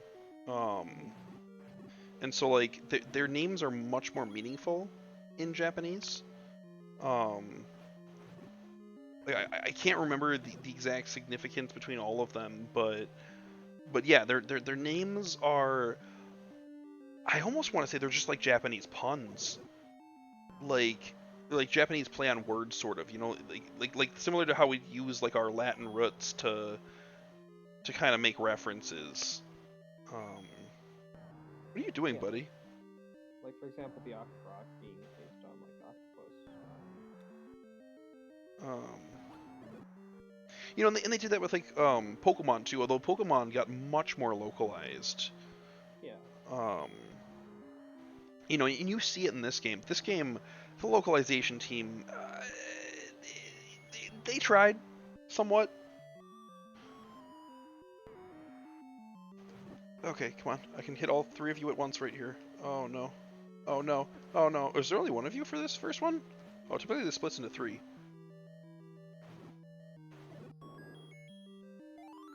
Like I said, not that bad. I'm gonna go into this room just because I can. Maybe get a heart or two back. Put an easy enemy in a room and I will farm it. Oh no, I'm gonna lose health in this room. Oh no. Oh no, we're good. We're good. We're good. We're good. Okay. I was a little I was a little concerned for my dignity there. The enemy in the room, I'll farm it. And come That was almost like a huge blow to my ego there. Oh wait, it doesn't matter. I was gonna say it fully heals you, so. Look, sometimes I forget mechanics. You know, speedrunning mechanics, normal game mechanics. They all they gotta fit up there, and I can't. Sometimes you just gotta kill all the enemies in the dungeon because you don't want them coming back. See, that's what I'm saying. So yeah, this is a fun item because you just kind of bye. Did I just come back? Yep, you've returned. Gabe? Can you not do that? The funny thing is that you actually choose where this goes by whether you like which direction Link is pointing. There's sort of a selector list. So this is oh, can I not do it here? Okay, I have to do it specifically in a different spot of the game. So I'm gonna go ahead there quick. And before we go there,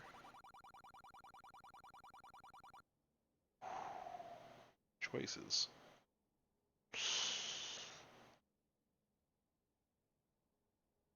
This is more important for gameplay.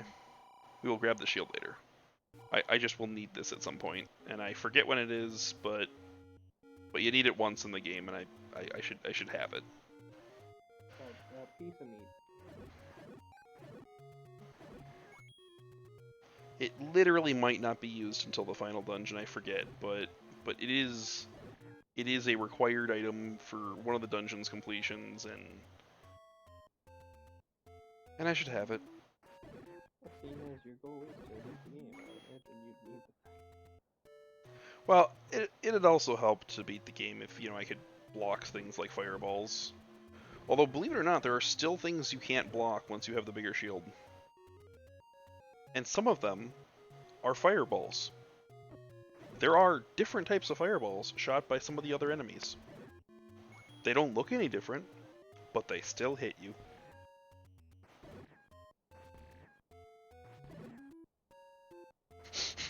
I'll take your silence as just like trying to comprehend what's going on. The trial and error you'd have to do. Yeah, and I've done it. With these fireballs is going to burn my face off. So are you ready for one of the weirdest speedrun mechanics in the game? I forget exactly how you're supposed to line it up, but so I'm gonna go to somewhere like really random. But some speedrunner at some point figured out that you can do this. Oh, come on.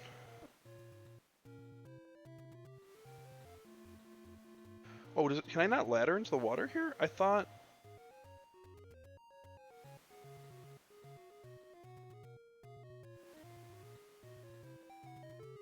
Can you ladder off the platform? No, it's too short for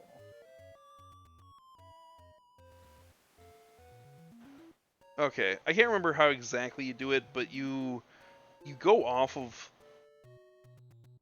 You might need to like cheat the ladder into place, but okay.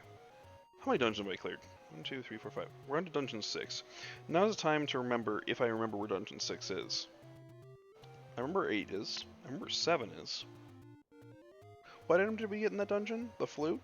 Ah, yeah. The flute.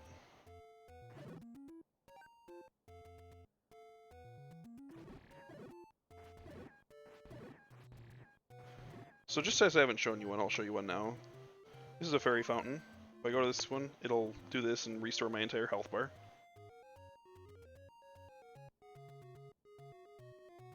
And there's a person like... There to that, or... Yep. That's a little... This is also a fairy fountain, but...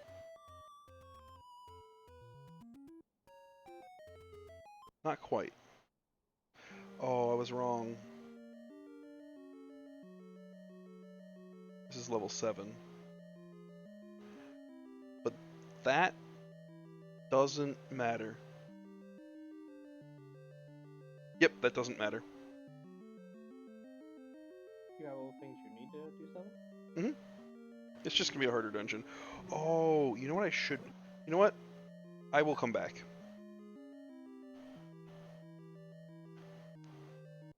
I forgot that I have 5 pieces of the Triforce, and that means it's upgrade time.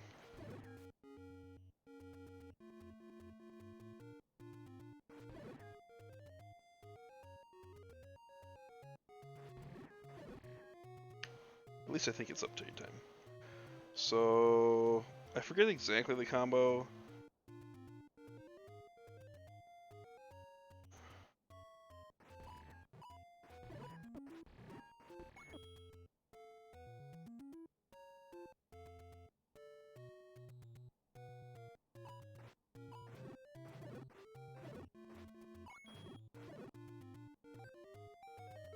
Alright, it was something like that. Oh, that's right, I don't have a big shield yet.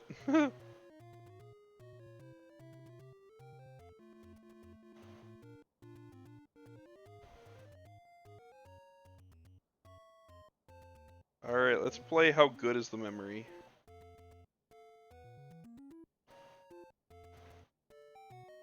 Really freaking good.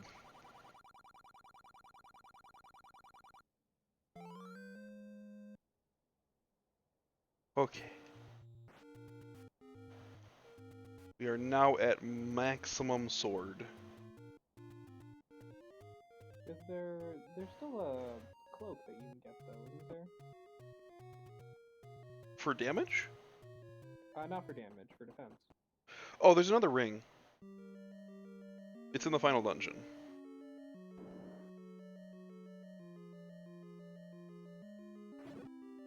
Oh, I should get the big shield. Ooh, this is gonna be annoying without it. Ooh, ooh, man. Oh boy, oh boy, oh boy. Yikes. This is gonna be bad. Oh, I should have gotten the bigger shield. Was there a better item than the flute at this juncture that you should have clicked? What? So you had the flute. It doesn't matter. I mean, I should always have the boomerang, more or less. Boomerang or bombs is like the go-tos.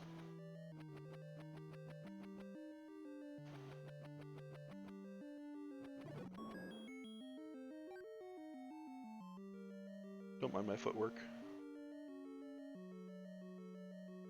What a room. Ah.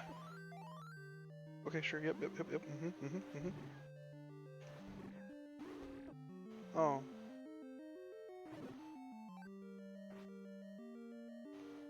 Huh.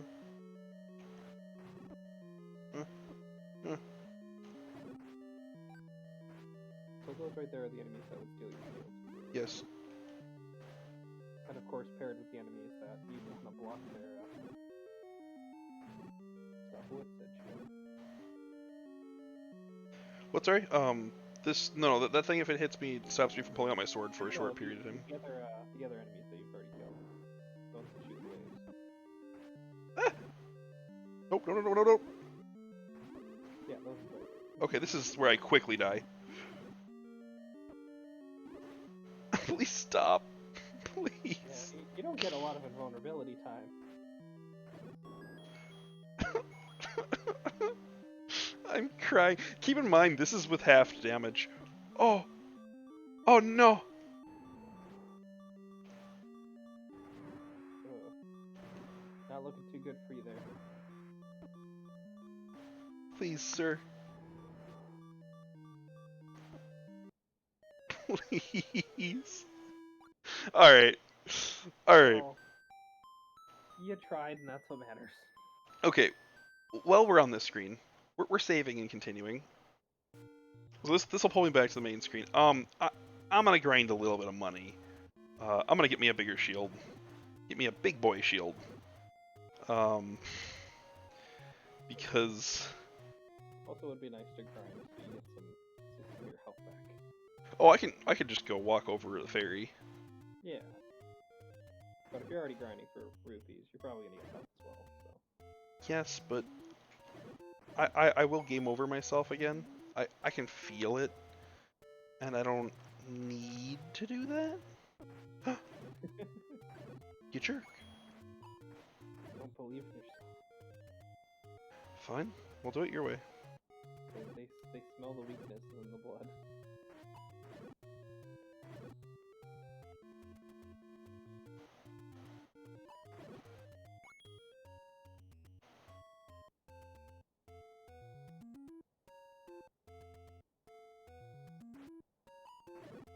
None of that. Are those the arrows they're shooting? Yep. So, where's their bows? They're just kind of throwing Hey, them like spears. hey. None of that. They're just javeling the arrows towards This is a video game. You don't need bows. But yet you need arrows to shoot your bow. Now that is called a pro gamer move. Nope. Alright, I think it was 90 to grab that shield.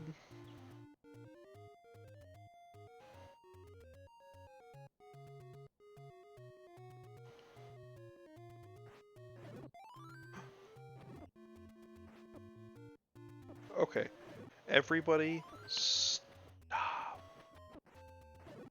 You stop, you stop, you stop. Bro.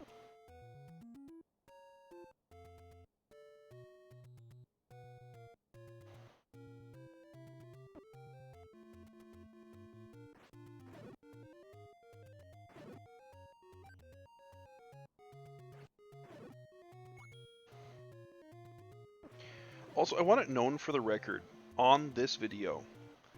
Um, I only asked Donovan to show up on my stream like I don't know, a couple days ago. I was like, it'd be fun. I have this sort of this terrible dynamic going with just me just moaning into the microphone, not being very energetic. I was like, I need someone to bounce some questions off of, someone that, doesn't know as much as I do. And Just to make you look better, yeah. and we're trolling around. It is currently 5:38 in the morning. Um, I pulled this console out. I was like, you know what? I can bang out a bunch of classic Zelda right now. How do you feel? And Donovan, being the champ that he is, was just like, sure, let's do it. So I want you to know, if I sound tired, I am. It's fine. This is this is what friends do. Making so many mistakes. I was Yeah, tired, man. yeah, man. Did you not see the clock? Did you not see what was going on with the whole time thing? Oh, That's why the enemies are like batting me around. yeah. They're just helping you wake up. Oh goodness. If only I could feel their hits. That I would don't think you'd want to. it would wake me up though. That's This the is thing. This is a gaming accessory you need. Feel the hits of your enemies. It's It's just like it a does it. full body shock collar, essentially. Yeah. You get hit in the you get hit in the chest. You just that would suck.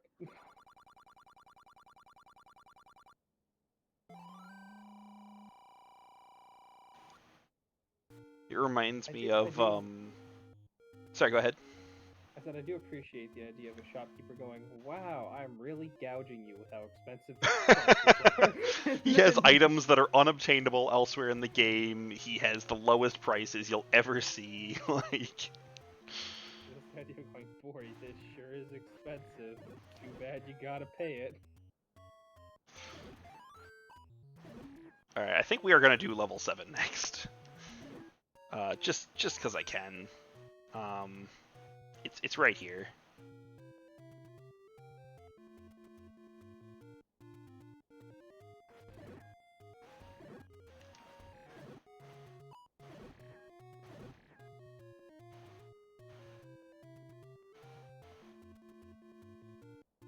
Actually, in the worlds of Legend of Zelda, do they actually speak to where the first game? Like, is there a location that kind of references this first map in the game? Like the new one? So the games actually they completely changed their overworld.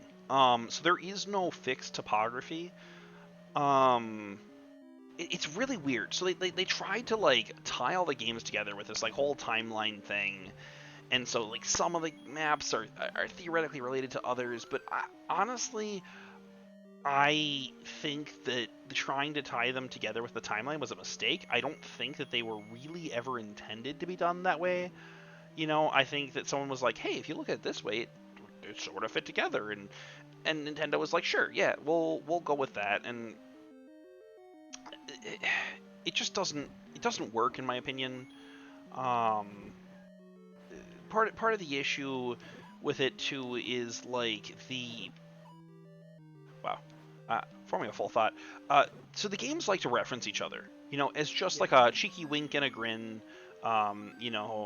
We did this other work, here's like a character that was one of our other works, whatever. And I think that's great, but I don't think that necessarily needs to mean that they're in the same world. Yeah, I think And the issue is a lot of people like to tie things together. So you make a reference to something immediately, everyone's looking for, okay, well that must mean they're like tied in some way. It's like, yeah, make a reference now. and so these games were fine just being in their own world, but they,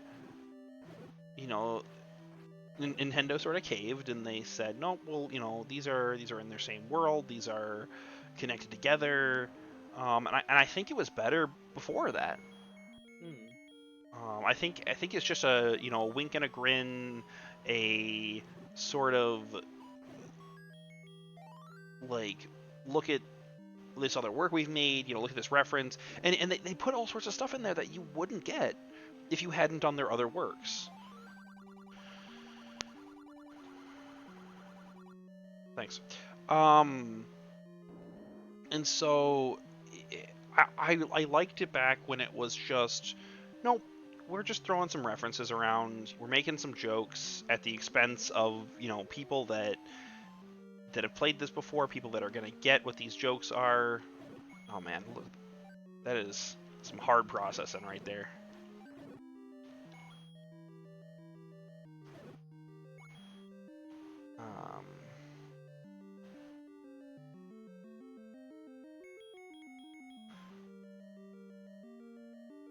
Here?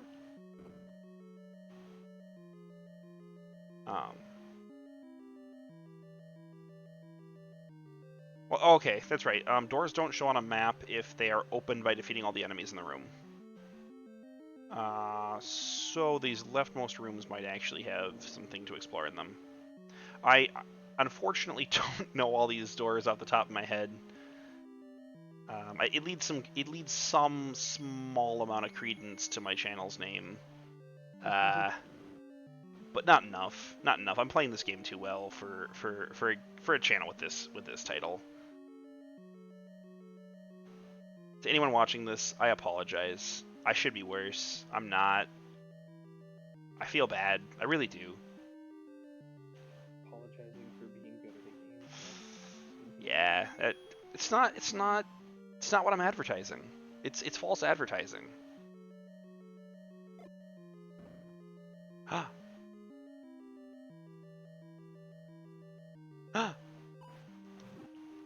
That's what we're here for. We're here to explore.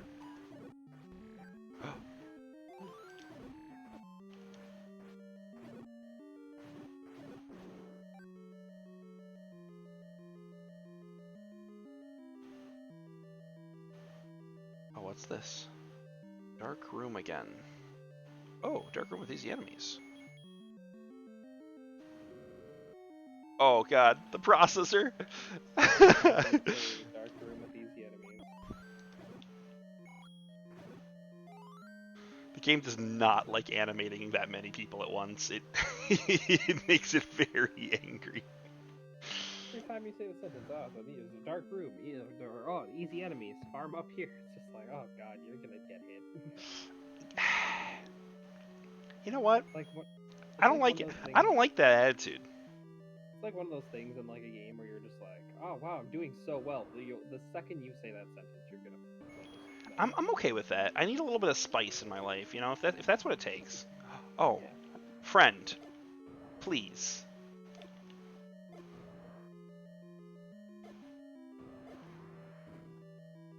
Oh, the space there. I did it.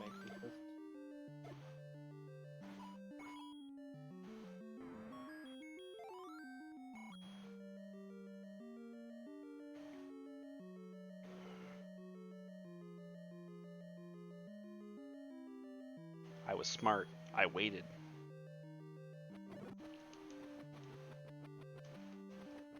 Now who's winking, Miyamoto? It's still him. Yeah. Watching you walk into that enough times, he's gotten it out of it. I should send this to like his official, just like, what is this? Why is this nobody sending me something? Have you done this? Is there anything here? Why am I here? To get a key. Was there a key here? Yeah, you picked one up. Okay. So, just yeah. Get your key. Okay. Sure. Yep. Mhm. Yeah. Right. Yeah. Mhm. This makes. I would. I will have to come back. I bet you'd like to have more bombs. He just takes 100 rupees. He doesn't actually. That'd be fantastic. I bet you like to have more bombs. You give him the 100 rupees. He looks at you, just says, "Buy bigger pockets," and then leaves. It'd be great if he said that and then you still got the capacity though. Yeah, but it just doesn't tell you that you did. No, he ups your capacity to 12. So is there a way to defeat? You need the flute to defeat this. You can't defeat it with anything else. So this is what I was expecting was the 3 eyes. This is what I became accustomed to. Oh. Oh wow, those fireballs are batting you around.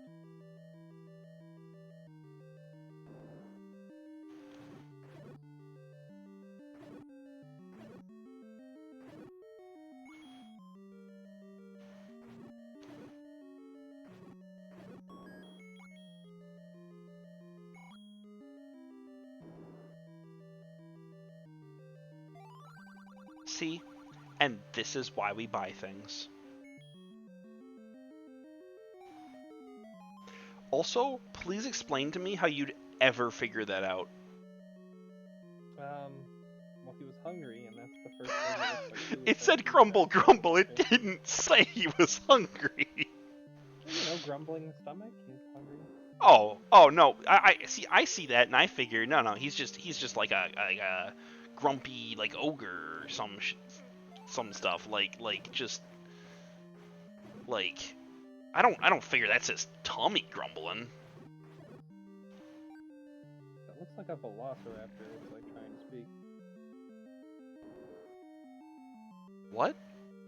The image, like, of the map, like each of the maps are supposed to represent something. It looks almost kind of like a velociraptor. Oh no, this is just this is Pac-Man 2 Electric Boogaloo. Ah yes. The other map was Pac-Man 1 with the open mouth. You know what? Yes, it was. I wonder if there could be a secret room here. Possibly. It's just they make it so obvious.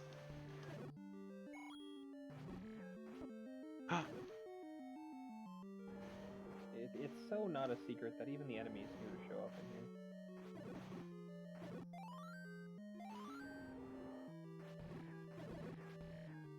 The funny thing is you have to kill them until you can do this. Yeah, so if you don't have the sword, Yes! you don't want to waste your arrows. Yes! Found the red candle. This lets me do, I think, three uses on a screen. This is what I said. I said there's an upgraded version coming. If I had gotten this, I wouldn't have had to buy the blue one. So for the red candle, is it possible to actually use it as a weapon then, now that you have 3? Yeah, I mean, you could use the blue one as a weapon. It's just not very effective. Yeah. Well, none of them are good.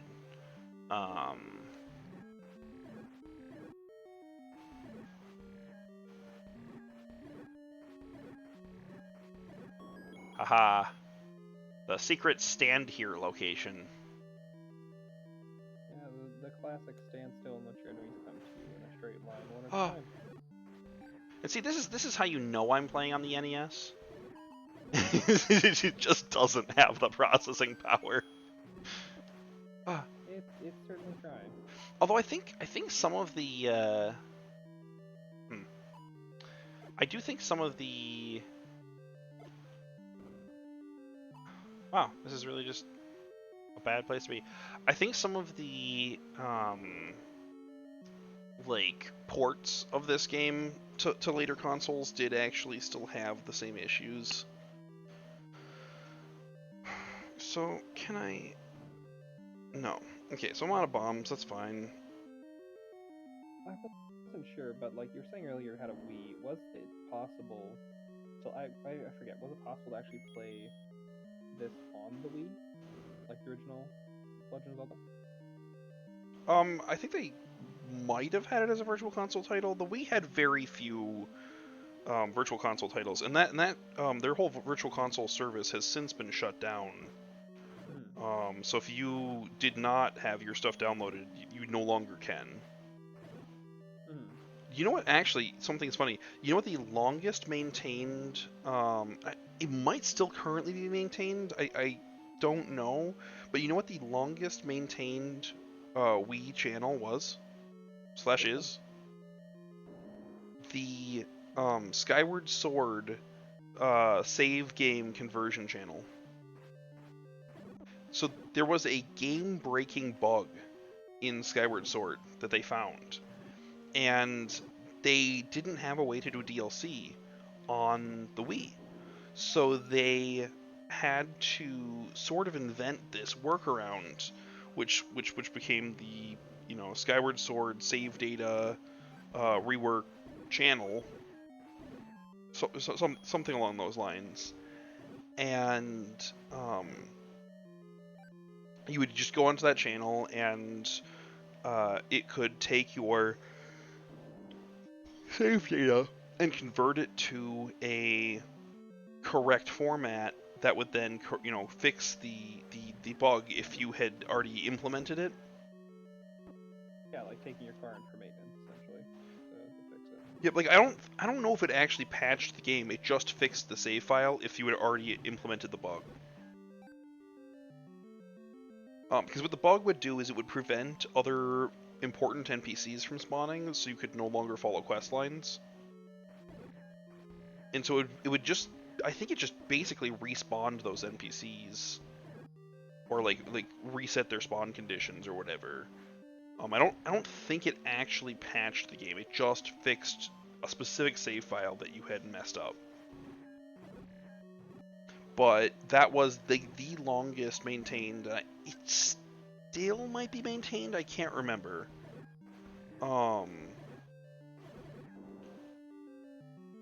Just because such an important issue. So I'm trying to. I'm looking for a path. So I want there to be one. There might not be. I might just be walking in circles. I forget the pathing to this dungeon. At the end of the day, I'm making money, so.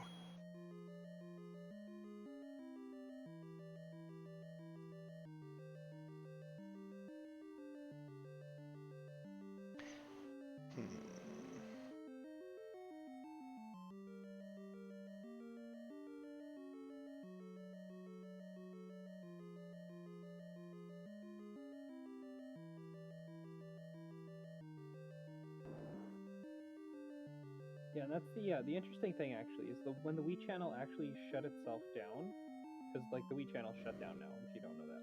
Yeah, it did. Yep.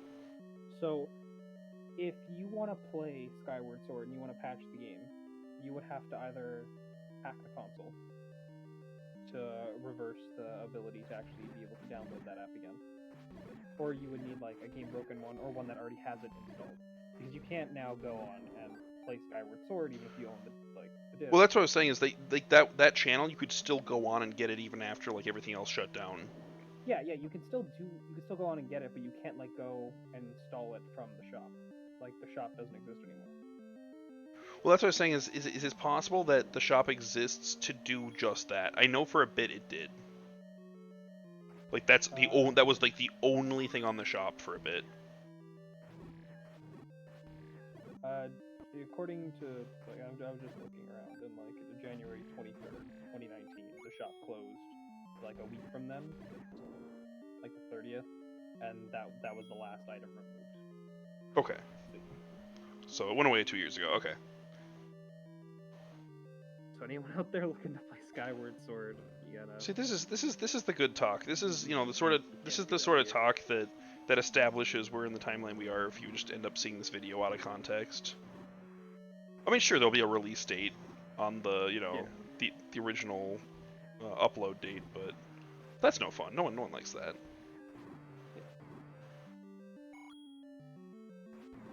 And like there's always like those few ways when like people are talking about like current world events that you can tell like, oh, that's when this came out.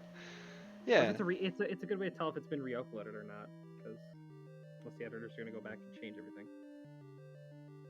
Just very conspicuously, yeah. Because when the game came back out in 2021, I think it was really interesting. No,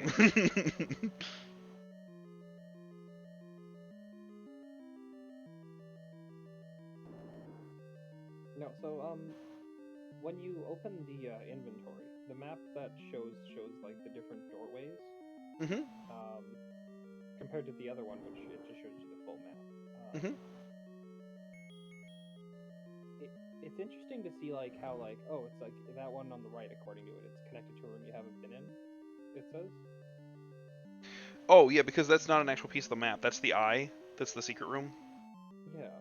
So it's really weird that the map's like, yeah, you can go in here, but then if you look at the map, it's like, oh, wait a minute. Well, the other weird thing is, and so you see like how some of the rooms are like disconnected from the other rooms. Yeah.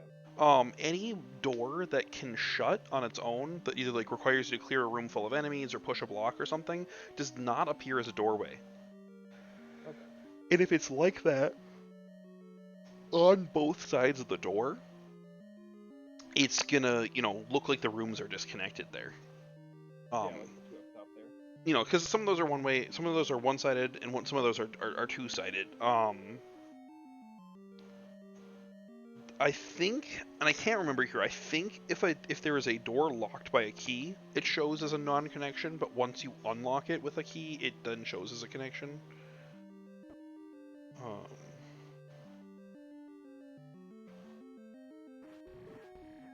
Yeah, there's nothing in the sixth dungeon you need in order to progress in this one. It looks there's like nothing at this point that I need to progress other than the Triforce. yes. So I mean I can go do 6, 7, 8 in any order I want. I'm just going to be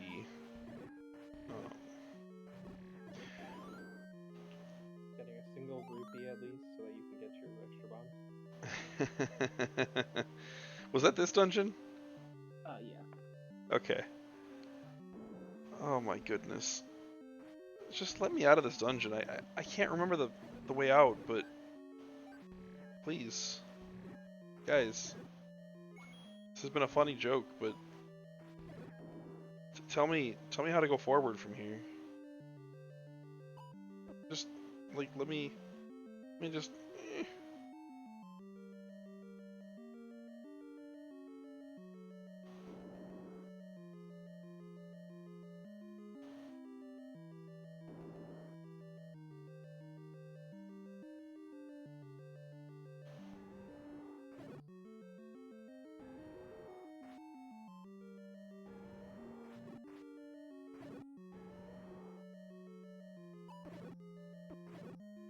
rude.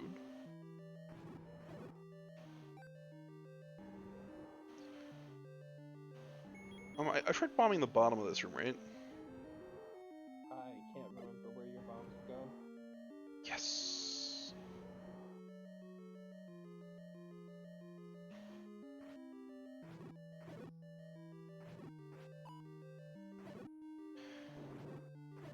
So it has actually been long enough that I have to do a little bit of this through trial and error. So where is the connection to the boss then? If the says it's right down. I have to take one of the ladder pathways, I think, in this dungeon.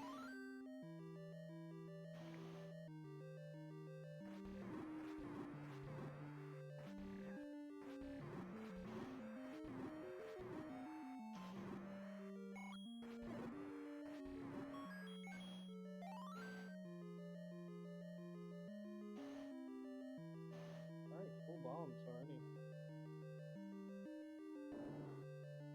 They have quite a bit of bombs per drop. 4 each, right? Yes, 4 each. Was there a specific reason why they gave like half of your bombs each time? Well, they gave what? Why they give like half the bombs? Why they give like 4? Yeah, because bombs are used as an exploration mechanic. Because you can unlike necessarily knowing where the caves are that I've been bombing my way into and stuff, or which walls are bombable. So more than just a weapon, they are an exploration mechanic. There's some games that are super stingy with the bombs.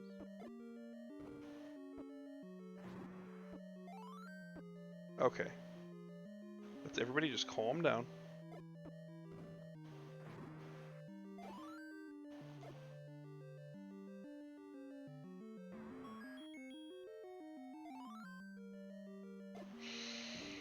I just, you know,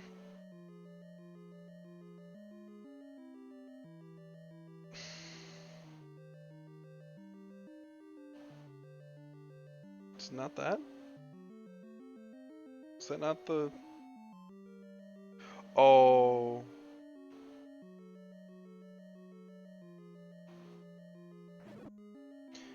You gotta touch the walls to bring them out. And a lot of times movable pieces won't move until you've defeated all enemies.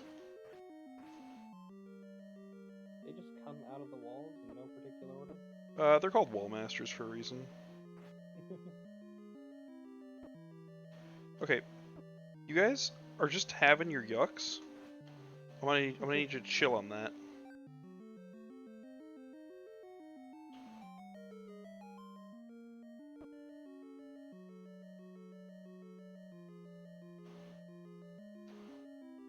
So this was the tip of the nose is the key hint.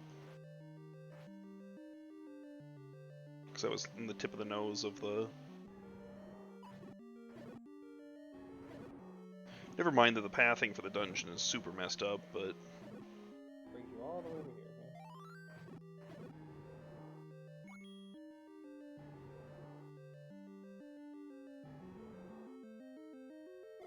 So what exactly did that get you by going there? It's just over here. Hey bud, I'm back. So is there a reason they reuse some of the bosses? Just that they didn't want to make more, or processing power? Or... Processing power, I think. You can only have so many unique enemies.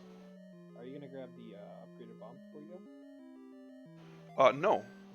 Because this will send me back to the entrance of the dungeon, which is closer to it. Oh, okay. Suppose that's fair.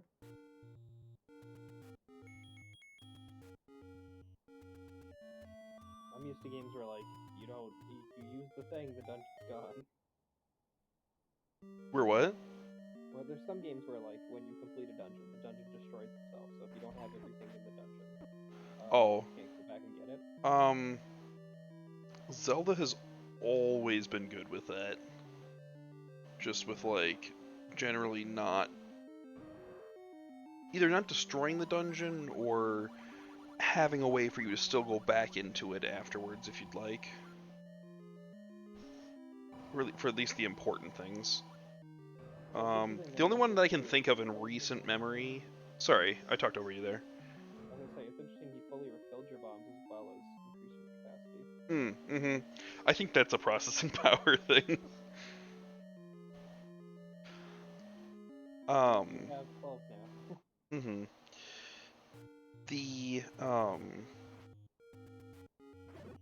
The only game I can think of in recent memory that's got a dungeon that self-destructs is Skyward Sword has a boat dungeon that sort of, like, the boat falls apart after you finish it, but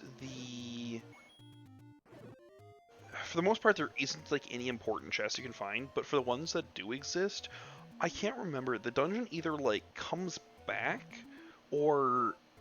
like, you're able to, like, go on part of it or something after it's destroyed. Like there is still a way to go back and get some of the things that you missed later. Like, I don't think it's immediately available to you, but it is available after the fact.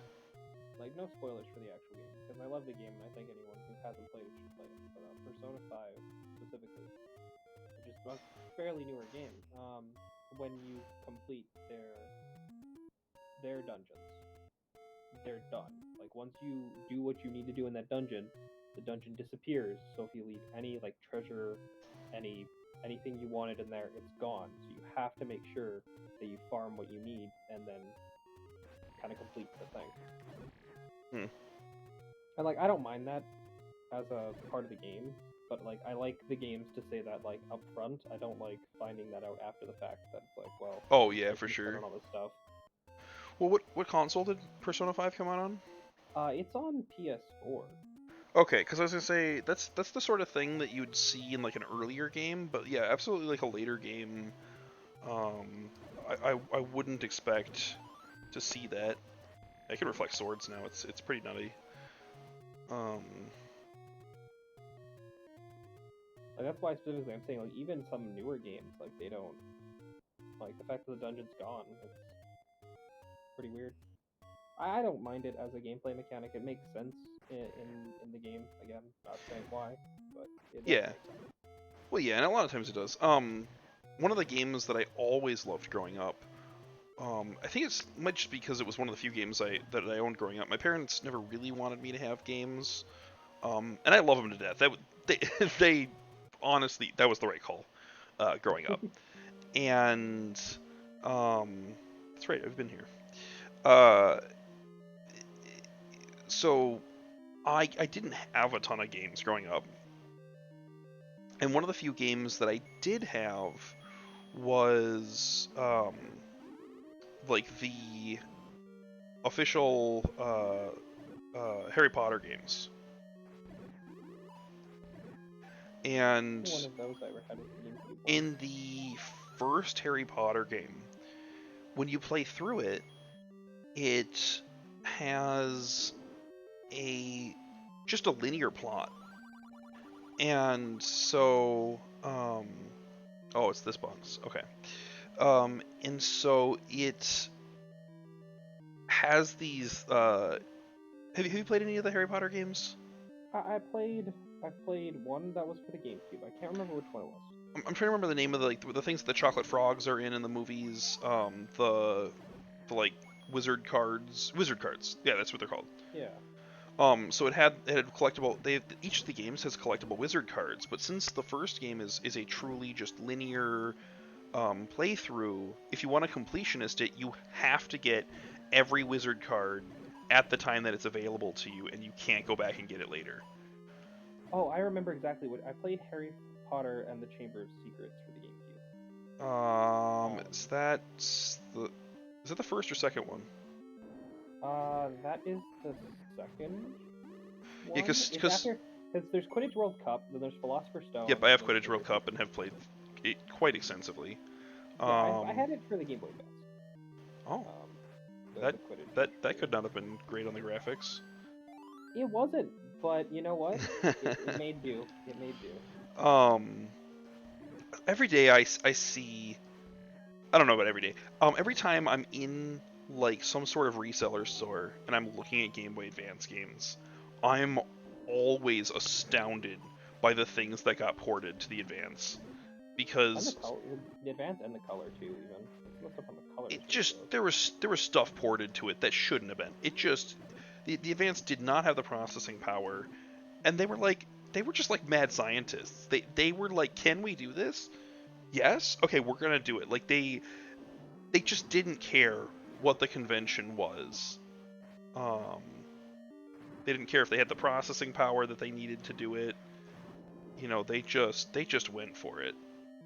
And there was one other Harry Potter game I played, which was there was the Order of Phoenix. I played on the Nintendo DS. That was it for Harry Potter though for me. I've played those three, and that's it. Okay.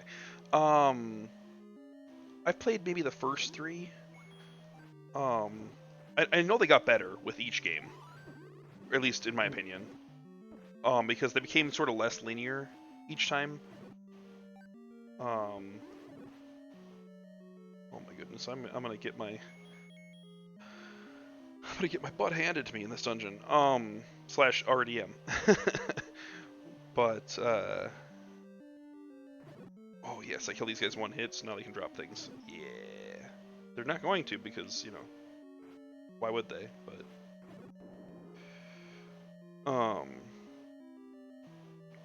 yeah, no, cause I know with like the later games you could go back, and if you missed one, you could go like retake tests that you could find them during, and you could go redo areas. But in the first game, that is, oh no.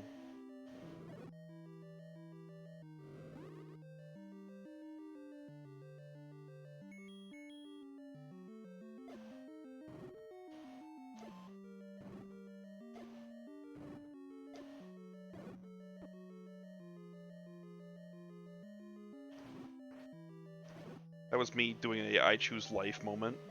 Yeah. Oh no, it's a warp tunnel. Oh, that's not good.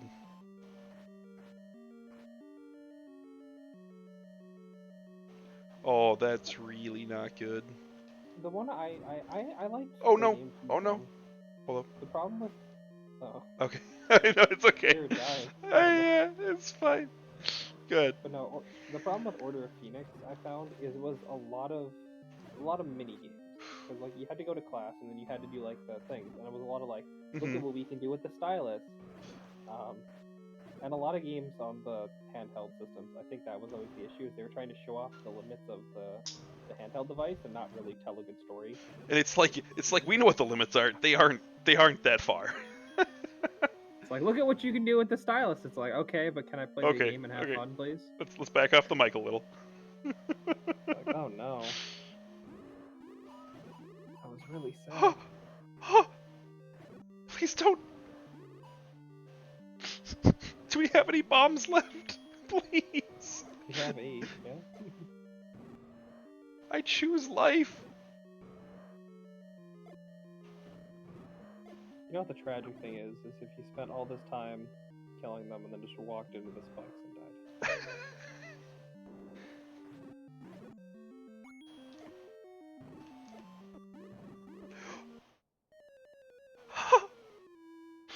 Why? Well, Why? Why didn't I break his leg? No.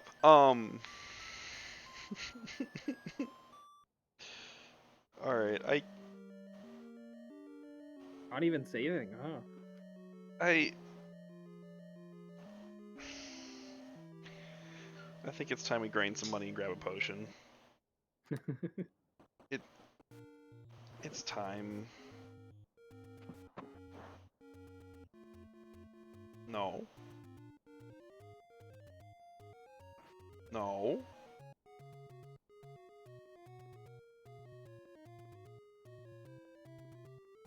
Yes.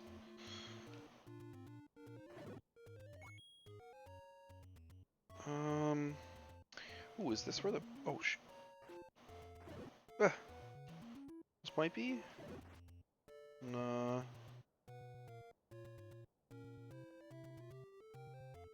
There's an item.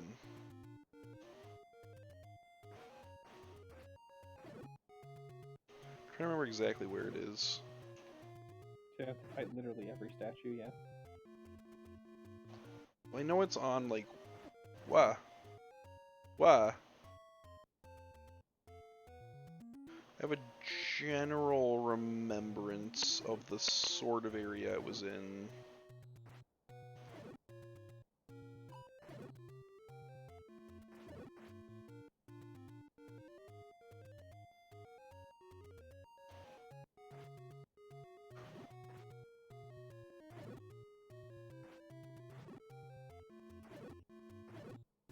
Yeah, so I'm being very careful right now because going back to the start screen, or the starting screen of this game is not something I really want to be doing right now because I'm so far away from it right now. Please. Please. Boulders, please.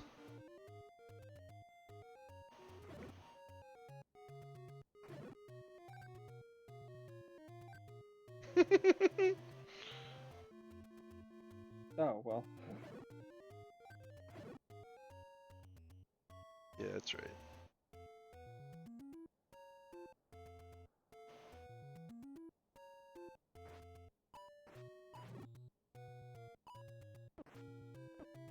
Okay.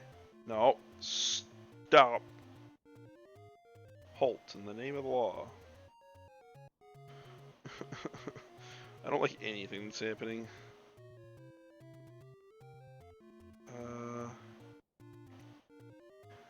Maybe I'm misremembering the exact location of what I'm looking for. You know, locations are hard.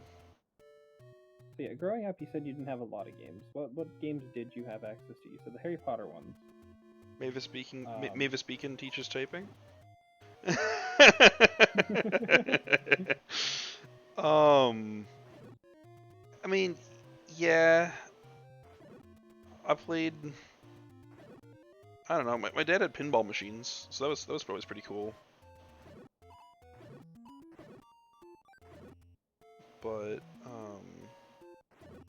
I don't know, I had kind of whatever my sister ended up picking up.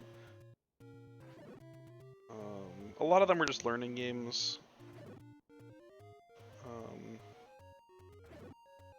So, like, I'm just embarrassed to say their name aloud at this point. Oh yeah, that's fair. I remember one of the games I had that was early that gave me a really good challenge was There it is. the original Mike Tyson's Punch Out. I have played that. Yeah, it's I was trying to do the run where because I found out from someone like if you get like a perfect streak of just KOs, you get to fight like a secret fighter.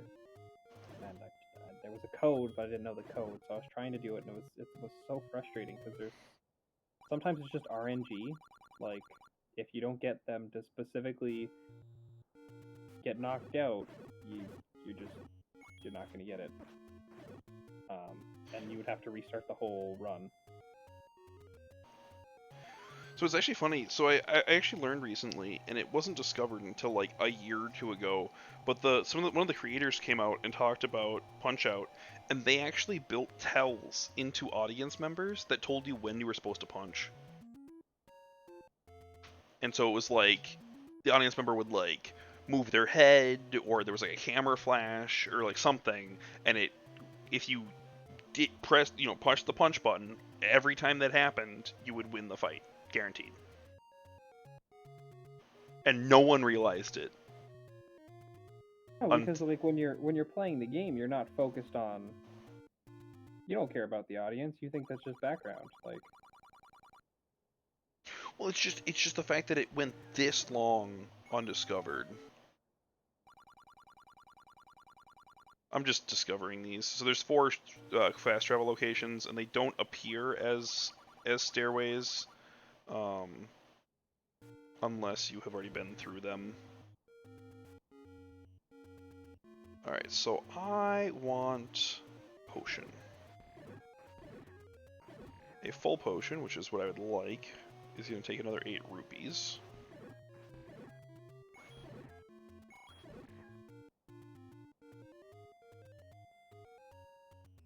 I believe it was actually supposed to be rubies at first, and there was actually a mistranslation. Fun fact.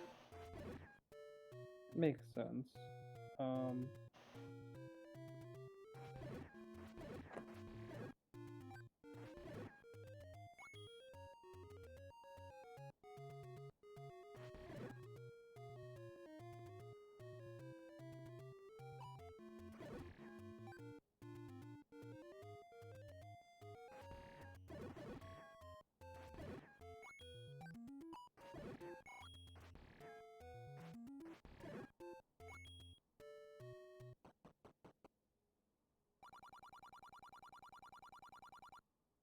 I was wrong, 68, now 64. I believe they also got renamed at some point. Rupees? Yeah, like they were spelt differently before. No, in this game, I mean, they're spelt like they are in the final game. Or in the most like in Breath of the Wild, they are spelt the exact same as they are in this game. Because I know in the manual they're called rubies. For the original game. And then in the Legend of Zelda, they were spelled. They were originally called rupees, but they were spelled Rupies compared to the normal spelling of Rupees. There was no I. They took it out and put an E. Which is something I found a little bit interesting. Just like it was so like the manual's calling them rubies, the game's calling them rupees. It's like they don't know what they're doing. Yeah. But it's like, you know, if there was a spelling mistake like that, they couldn't go back in and just correct it. Nope. So, nope.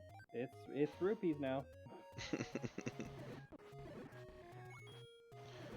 I listened to a story somewhat recently of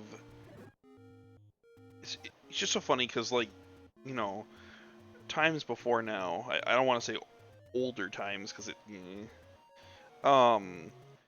the culture and stuff was so much different without the advent of the internet and stuff.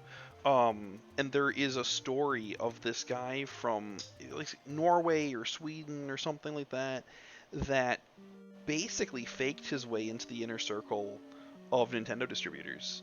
He owned like a TV shop, and he went up to Nintendo, and he happened to just like sell some like handheld, like Game and Watch, whatever. Anyway, he like or like handheld like those little games, and so he found some. He just went on a trip to Japan or something, and happened to pick up a Game and Watch console, and was like, "This is really cool." And so he just brought a bunch of them back to his shop, and they sold like hotcakes. And so he was like, okay, so he looked at the back, and it's just Nintendo. He's like, all right, like, well, these are a hit.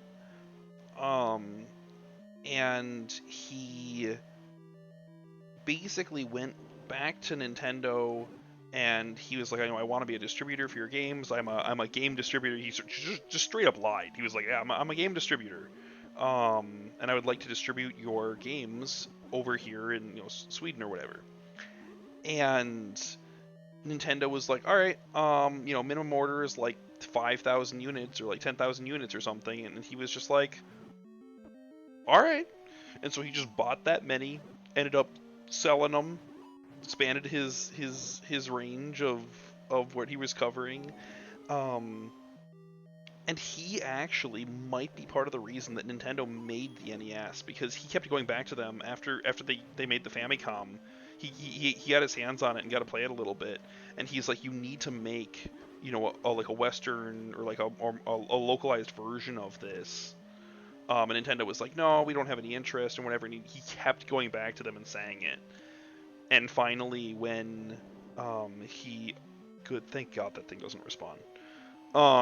And finally, when they made one, they sent one to him and whatever. And the reason they actually made one was due to some other factors.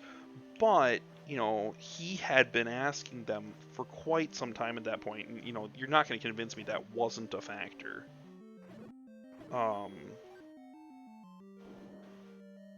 And so he'd been looking for one for a while, and he actually now is the only like his business, or what it turned into, is the only non-Nintendo owned business that is a official like Nintendo selling store.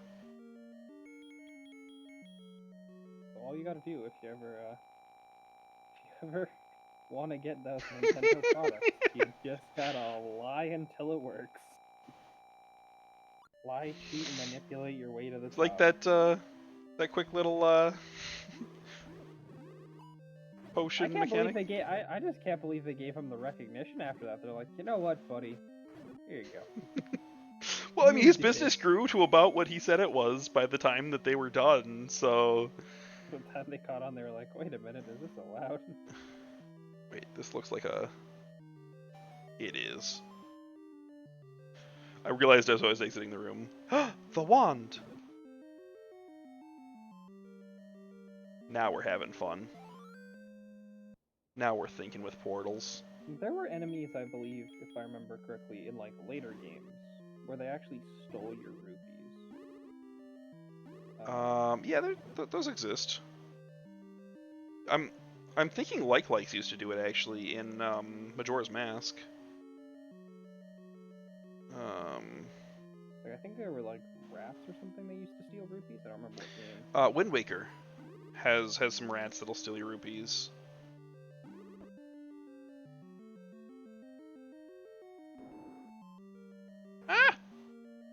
No, none. No. So I'm just not having any of that.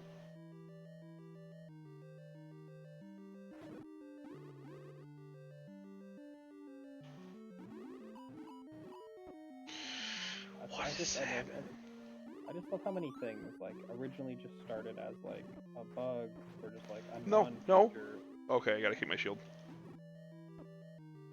that became one eventually.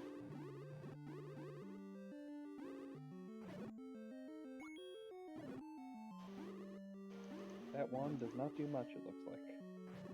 It doesn't hit that hard, but it does let you throw damage across the room when your health isn't full. It doesn't cost a rupee per time to use.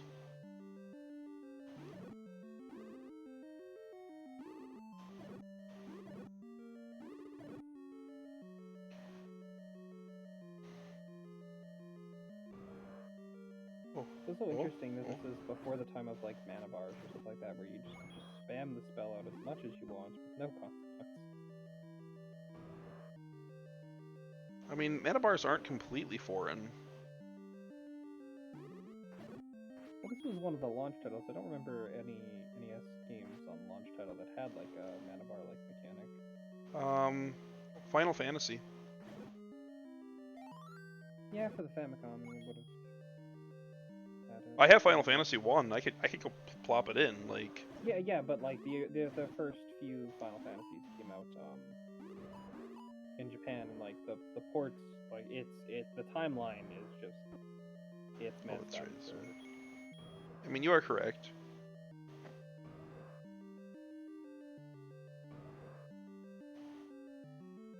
So attack the giant spider with a giant eyeball. I'm sure Yeah, it's fine. it's one shot and then he's done. Yeah. I mean, there's blue versions of it that I'll run into in later dungeons. I say There's only one. dungeon. Yeah, I was gonna. There's 2 more. There's 8, and then there's the final one. Yeah. Yeah, this is just me deciding at 3 a.m. to hook up an NES and play through the Legend of Zelda. Okay, we're moving out of here. We're not doing the second quest in one place. No, we are not. That's not. Wow. Thanks, game. Well, No. it was just No. so happy to have you come all this way. We have learned. Unfortunately.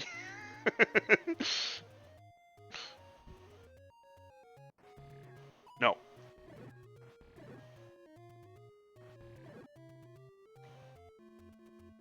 It's okay. I don't know if I'm gonna get through the final gameplay, or the final dungeon in this gameplay or not. I definitely might need to take a break after the 8th dungeon, just grab a quick bite to eat. Yeah. So why did the Zora in this one attack Link? Because So Zora actually swapped throughout the games. They started as enemies and then became NPCs. Was there ever a reason given? No.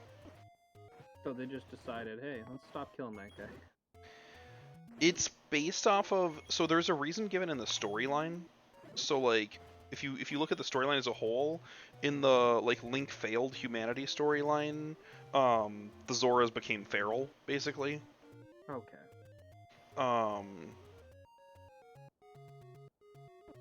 Hey.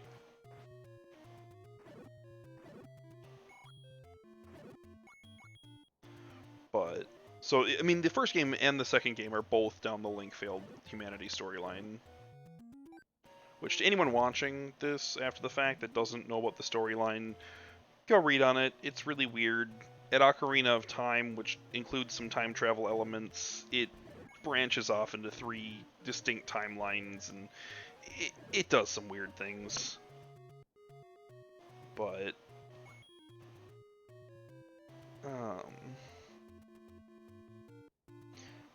oh, that's right. I've gone completely past where I was supposed to. I lost track of where I was headed. It's fine.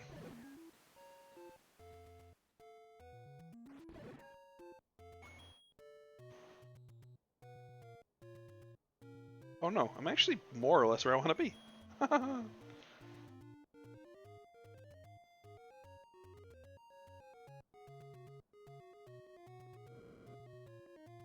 Yes, that's where you put dungeons. Yep, just right there.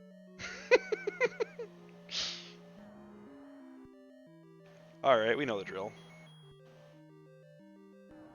Can he be damaged by my sword? Yes, but why? Why would I do that?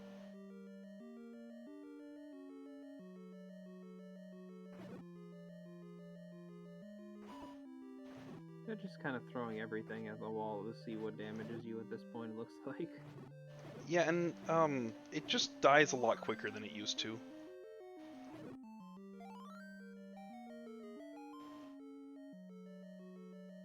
Oh yes, the magic book.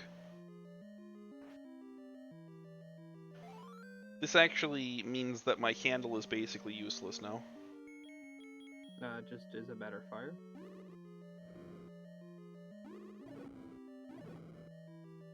Ah, there we go. I was gonna say it's got a better fire, essentially, I'm guessing. Just a little bit Taught you- nonsensical, but it taught you the best spell, Fireball. it's the only spell. Exactly. I just don't need anyone else. I do appreciate how they actually organize, though. So if you actually look in the items, so I have your selectable items in the box, which the empty space is for the meat, and then your passive item upgrades on the top. So the raft that lets me go to like the dungeon 3 and that at 1 heart, the book that upgrades the staff, the 1 ring that I've got there. There's actually a slot for another ring up there to half my damage again in the ladder, and the power bracelet, which just lets me move rocks on the overworld. That's how I got access to those shortcuts that I was using. Yeah. I guess the only question I would have is like, is there ever a reason now for you to get the meat? Like, what is the meat that one specific is? There might be another one of those guys in the final dungeon. I actually do not recall currently.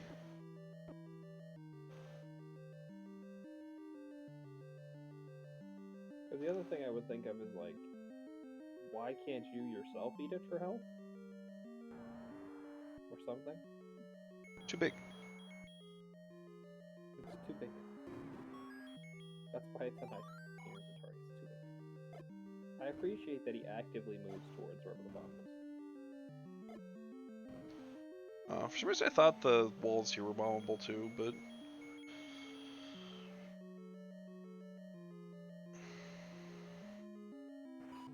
Oh right, this room. The room that requires more processing power. Gib. Gib. Gib. So the how manyth in this game by now that requires more processing power? What? I said the how manyth room that now requires more processing power. This is a lasting thing.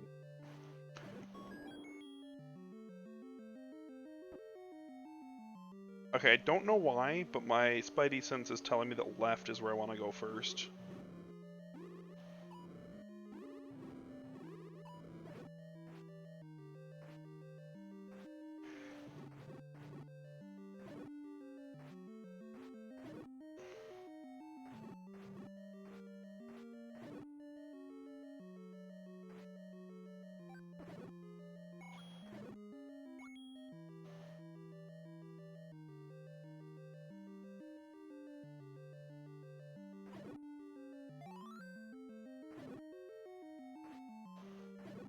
Wow. Wait. Interesting Okay. statues continue to shoot while the Yeah, no, I'm good. But it doesn't do any damage. Yeah. So... They couldn't find a way to shut it off, so they were like, good enough, just disable the damage.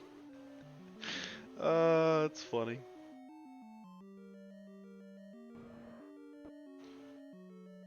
Hey, remember that last boss you fought? Well, here's more annoying.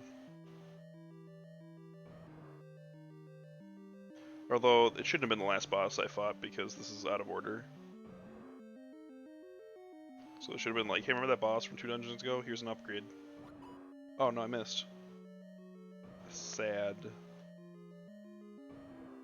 I am sad. I wasn't sure if you can get 2 shots, and I think you can, honestly.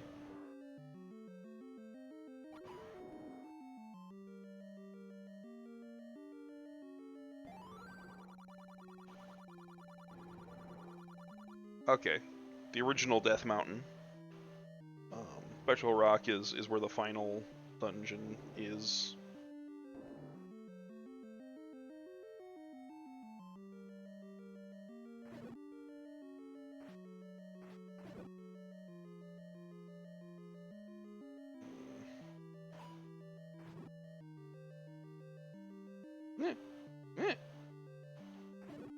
Okay.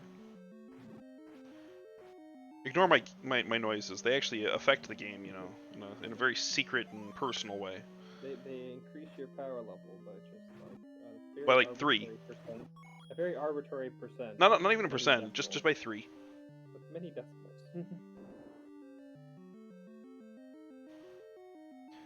Okay, guys. We gotta talk about just giving me rooms full of enemies to clear. It's always the same enemy. It's, hey, what's the most annoying enemy we put in this game? Room full of them. What? Room full of them. Did we do that already? Yes. Not enough. We need more rooms full of them. The player has gotten this far? Not enough.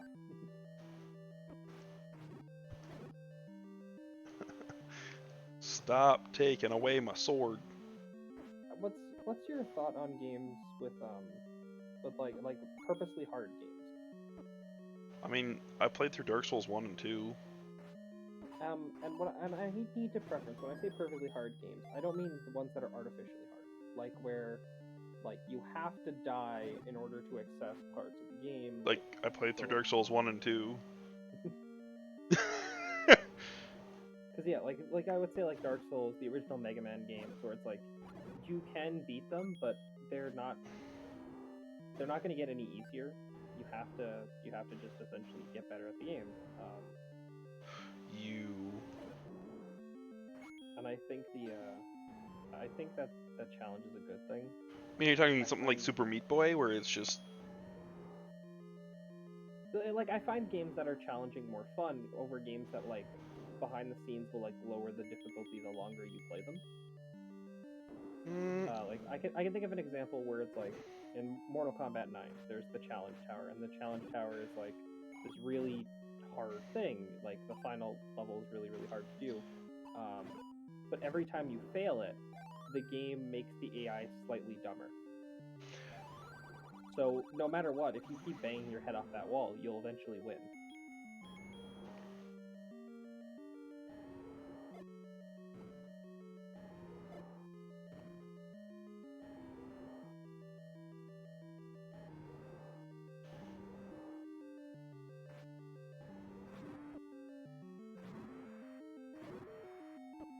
And, like, to me, I don't know.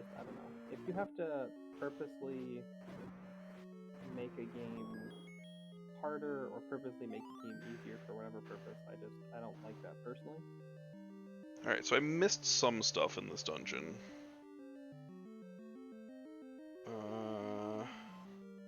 Are you gonna need it for the... I don't need any of it. I want some of it. There's one specific thing in here that I want. Is that the other ring? No, that is in the final dungeon. Then what would it be? The key. And what does the key do? It's the key.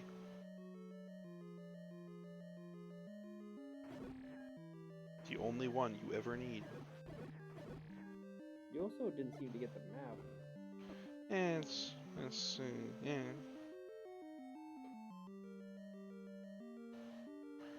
I feel like one of these sides you could like bomb your way further. I could be just nuts.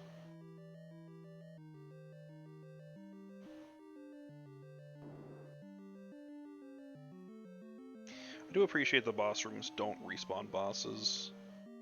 So if they threw just like an old boss at you, you don't have to deal with that again. Is there many games where that's an issue? Zelda 2 does it. Really? Yup. Zelda 2 is an evil, evil game. There's a reason I absolutely will not do it unless, like, I am forced to by my viewers. Just will not. Absolutely not. Nope, nope, nope, nope, nope.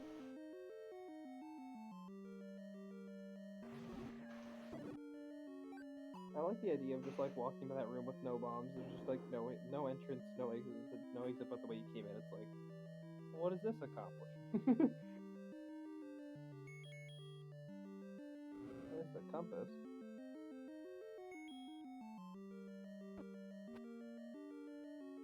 I appreciate that you have the better wand and you didn't need to use the fire, but you used it anyway.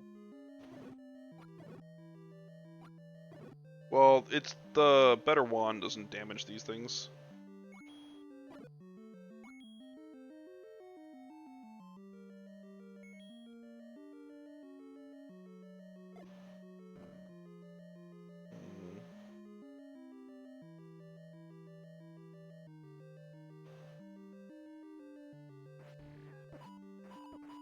Hey, hey.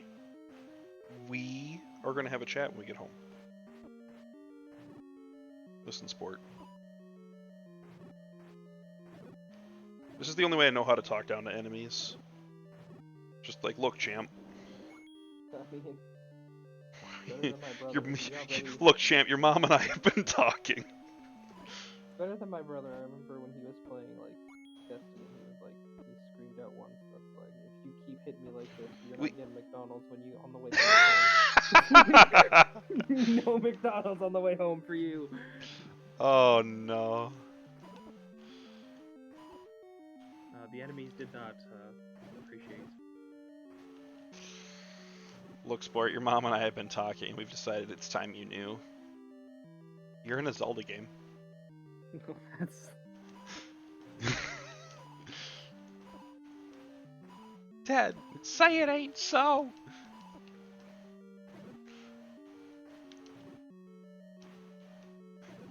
Going to murder you multiple times, and you're going to drop pretty gemstones for them. Oh no. You're not going to be able to use those pretty gemstones yourself.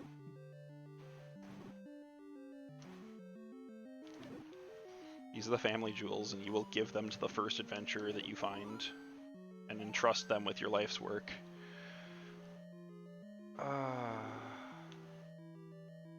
Okay. This is the passage I took, right? The one that like led me towards the boss. Yeah. Okay.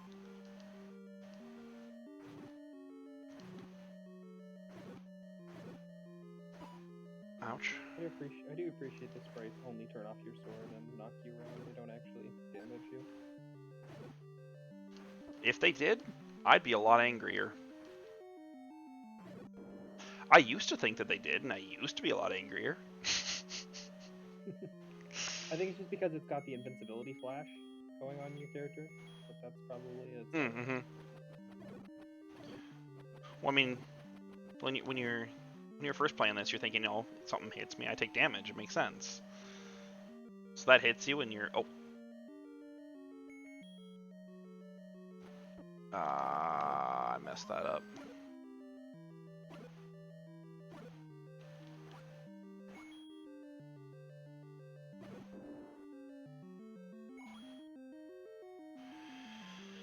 Why do I feel like there is a thing off to the right of here? According to your map, there is. But you just can't get to it. Ah, okay, never mind. I'm just doing sillies.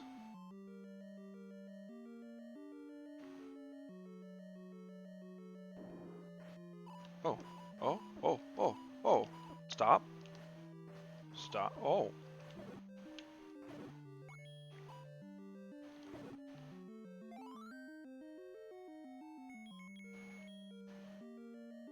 The statues that are shrouded by darkness are not being too kind to you right now. Part of the issue is I had no idea what room layout this was, so I was trying to maneuver in an area you weren't sure how to maneuver. Yeah, I was like, I don't know if a block or something's gonna be stopping my way. Yeah, you went here, bombed into the room, and then that's... Okay. So, my theory is that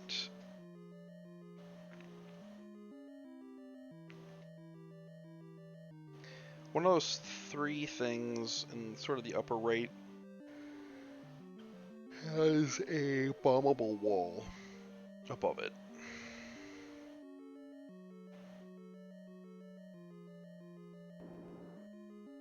My name is Rufus, and that's the truthus. Yeah. Interesting. Gameplay. Alright, everybody deaf? Good.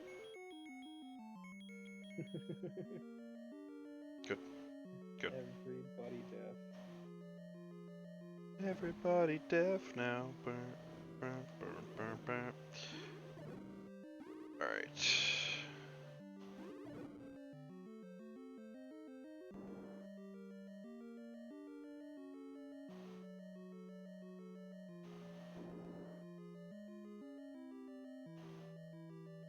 Wait, was that one of the... It was. Oh, they're back.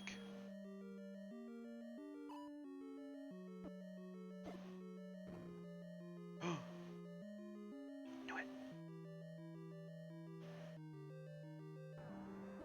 Oh my god, it was only this room that had one.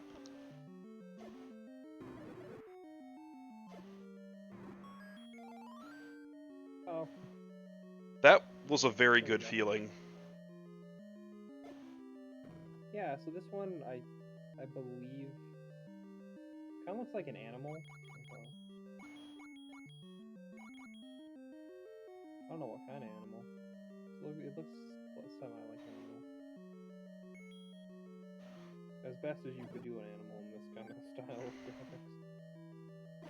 Are you sure the what you called it, the key was in this one? Uh-huh. I know what I'm doing. Don't you worry. Okay, I'm realizing now that my gameplay would suggest to the contrary, and I would like you to disregard most of the gameplay you've seen up till this point.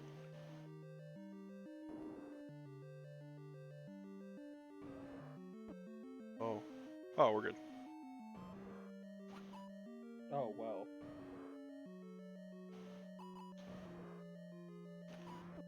Fireballs flying from every direction. Yeah, and I can't block his, but I can block the rooms. So you said you think you can shoot him twice with the bow? I was hoping I could. I couldn't remember. I feel like I've done it before.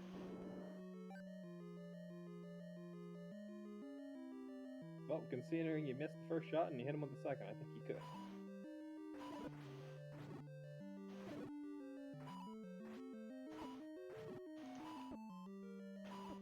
Hey. So do you have a favorite and least favorite enemy in the Zelda franchise? Just in terms of like design, or? I would say like in terms of design, and like for least favorite, I would say like in terms of like if it frustrates the hell out of you, the games it's in.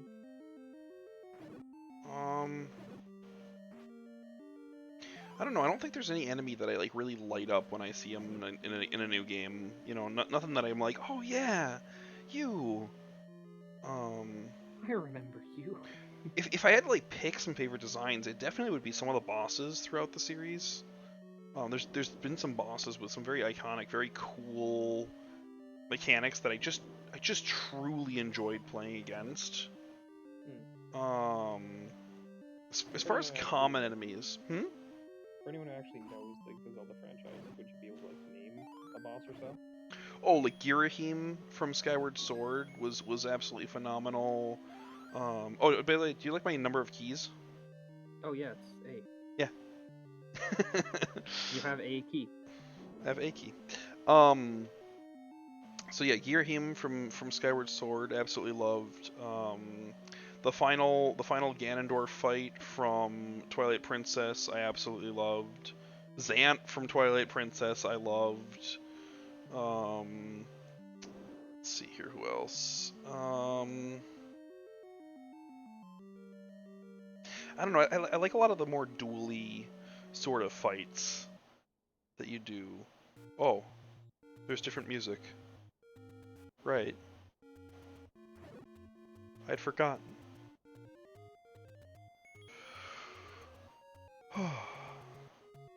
Okay. Alright. Okay. So we have completed the Triforce of Courage now.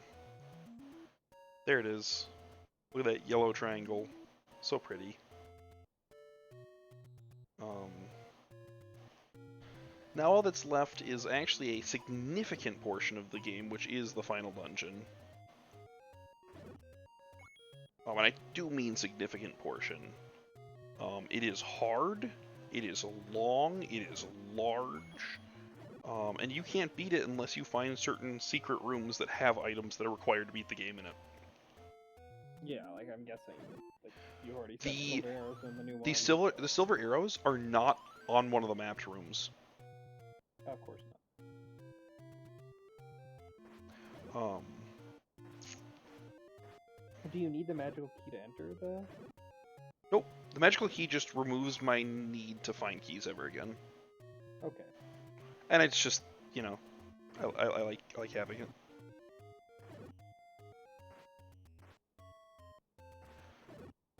All right.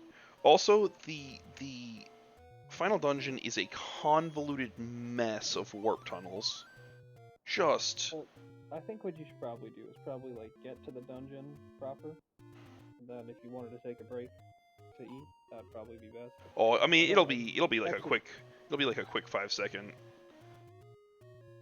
well, yeah, but I mean like to actually get your stuff because you don't want to pause mid dungeon. I mean, hunger can wait, but can Zelda? Well, I don't know about hunger can wait. I've got a solid week before I starve.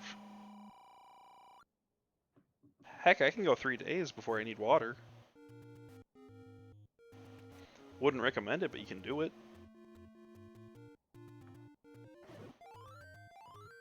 Alright, let's go to the final dungeon, one of the worst pathing ways that we can do it. Basically just sort of looping the map here. Do you know why those like big stacked the things that look like stacked pancakes are called light lights? I would assume it translates in Japanese somehow. That's all I can think. That's all I can give you. Cause like there we go, name. So what do those things look like? Alright, yeah, where's write it down. They were just already writing it down. Man's just like too afraid to tell his boss, he was just stuttering. That's a great name. How'd you think of that one? It just comes to me. There's Next name the enemy. next enemy. There you go. Yeah. Oh god, that would be bad. So I should just design like a terrible game. Have the enemies named like what, so You. I don't know, or just like IDK dot dot dot. It's like a bunch of just stuff where it's like if you hear someone talking about it, it just is garbled, it's just nonsense. But the problem with that is no one really knows or cares most like actual names of things. In the Zelda world, they actually reference the actual names a lot. Yeah, so like I said, I just sort of did a loop around part of the map. One of the worst ways to head to Spectacle Rock.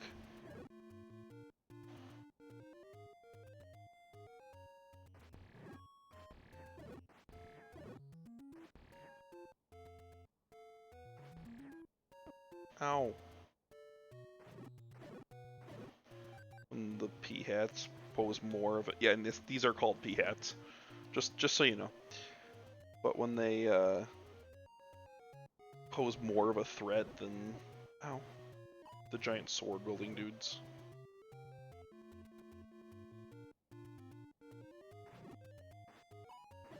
Oh, and in case you haven't noticed, we're at Spectacle Rock now. Oh, it's the other one. Oops. It's not the other one? Okay, there we go.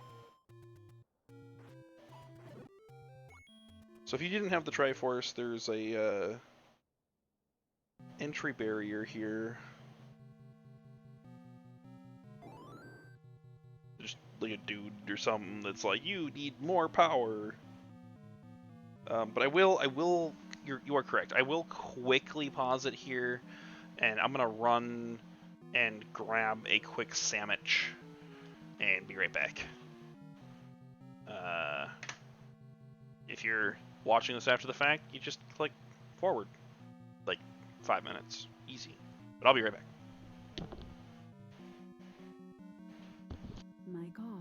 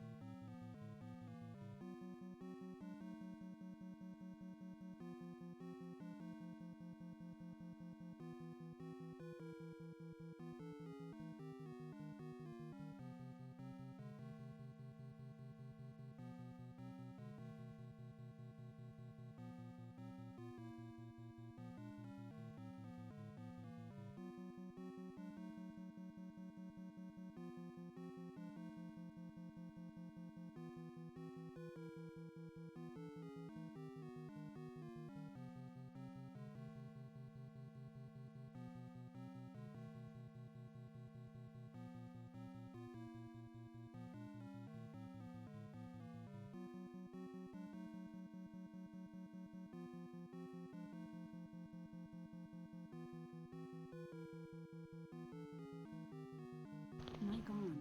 All right. I am half returned. It's possible I've beaten Donovan back. Nope. It looks like he's still here. No, I'm here. I'm just making ramen. Beautiful.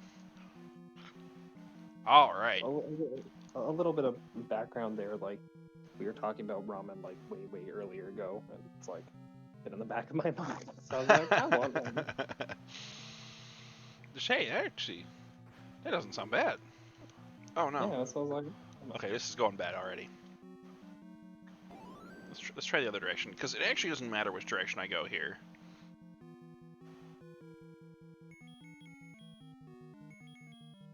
This is the dungeon where I give up all sense of actually trying to complete.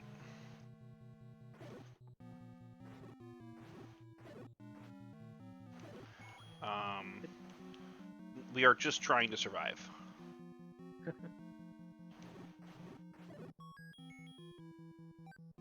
Yeah, not that like that matters.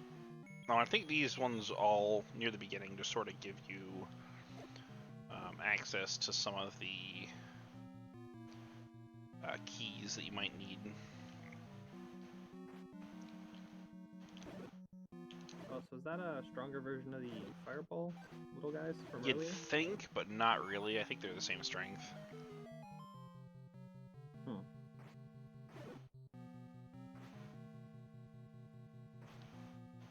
You think they'd populate these with a bit harder hitting enemies instead of just bats throughout every dungeon? Oh, there is one unique enemy that shows up only in this dungeon, so...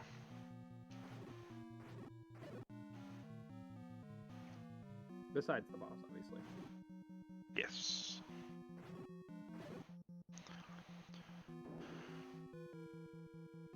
Hate to spoil the game for you, but if you don't think Ganon's the final boss of Legend of Zelda... Well, he's not in every game. No, but it's like in the like little bit at the very beginning, it's like He's hey, not the final Ganon- boss in the second game. No, he's not. It's just a cheap bastard is the second boss. Well, the final boss in the second game. Have you seen the final boss in the second game? It's Shadow Link, isn't it? Well, okay. I mean, yes, but okay. Oh god, here it is. I hate these. Lovely. This harkens back to like all of my like went back when I played bullet hell games a lot. Even now, some of like the roguelikes, they take inspiration from bullet hells. So if you've ever played bullet hells, it really helps if you're gonna get into roguelikes. All right, look here. I've killed your friends, and next is you. Is that a guaranteed fairy drop? I don't think so. I would really hope if it was. Should it go to the next room?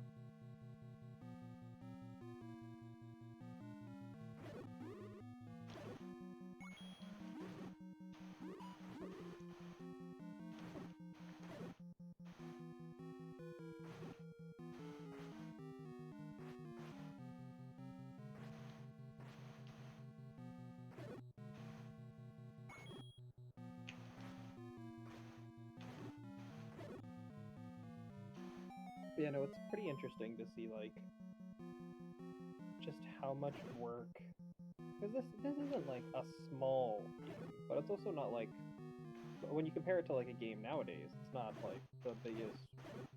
Like, how long do you think it took to make the original Legend of Zelda? Really hard to say. I mean, seeing as how they coded a lot of things pixel by pixel. Yeah.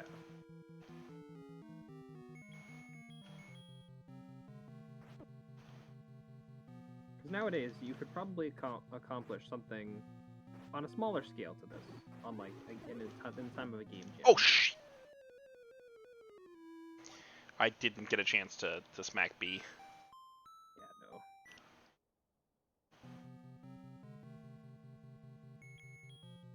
At this point, it's just essentially get the compass, get the dungeon map, get the stuff you need. And... I'm fine without the compass or dungeon map. I know what the dungeon looks like. But... oh god. I would like to fill out the rooms if at all possible, honestly. Oh! Oh! Yeah. Give me health. Gib. Gib. So Gib. does the stopwatch run out, or is it just for the room? It's for the room. So essentially, this room's done. It's just you have to clear it. If you want to clear it.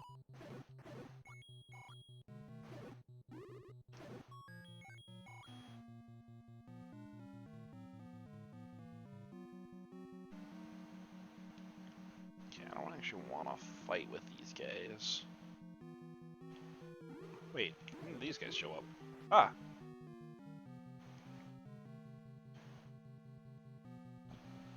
Mic off. Mic on. Ugh, gotta mute myself every time I'm gonna, like, just absolutely sneeze into the mic. That's fair. Okay. I don't see it worth wasting a potion yet. Just to... I'm trying to fill out these rooms. See everything that's in them. Here's where I die again, it's fine.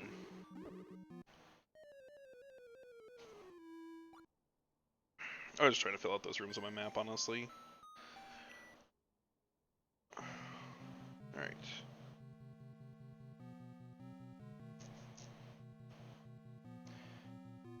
This time for real.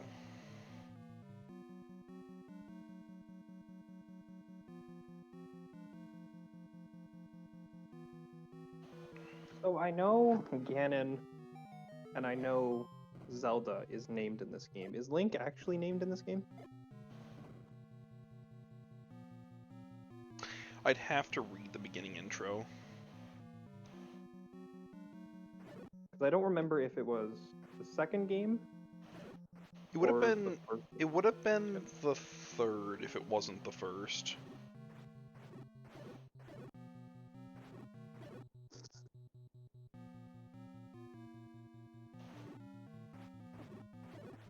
Don't take my shield.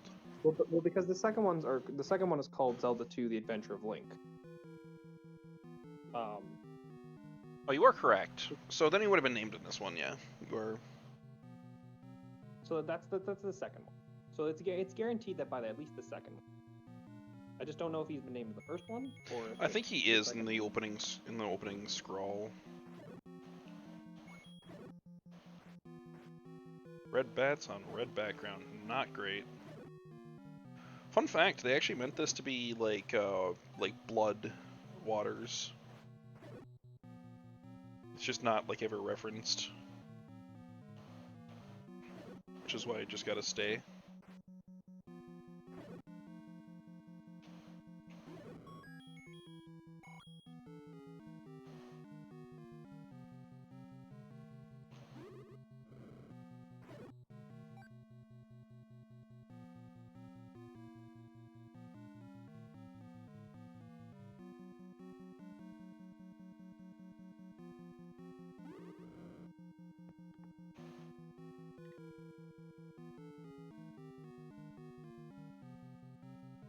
You are now mastering the art of why fight enemies if you don't have to. Yeah, just walk out of the room. You know. Yeah, silly, just walk out of the room. What are you doing in there? It's sucky that these enemies like don't drop anything. They're just kind of there to hinder progress.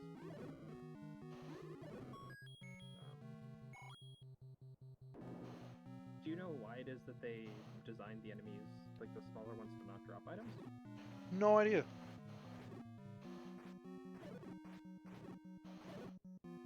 Because it had to have been a gameplay design, like, because everything else drops it.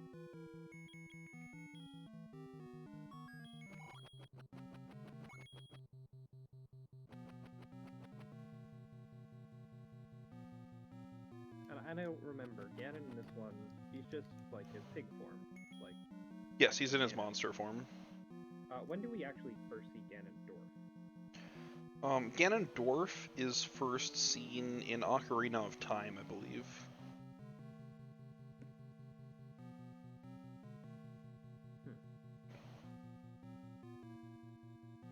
Because the second one, I believe, is a direct sequel to the first one, and that's why Ganon isn't kind of there, is because he's supposed to be dead.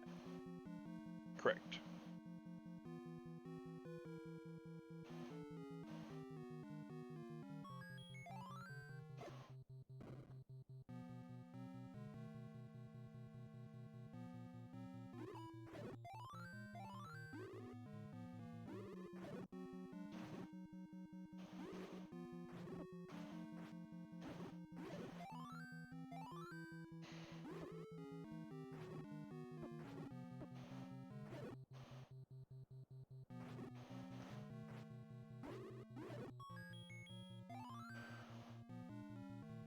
I must be in one of the... Yeah, okay.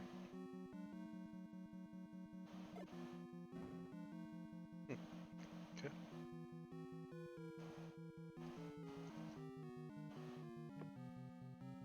Like I said, the dungeon layout for this one is pretty convoluted.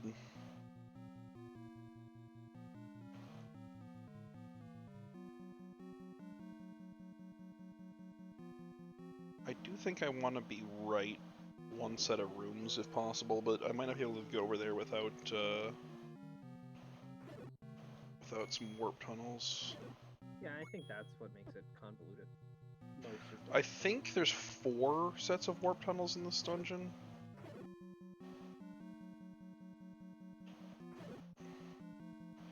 I've actually seen like a map of this.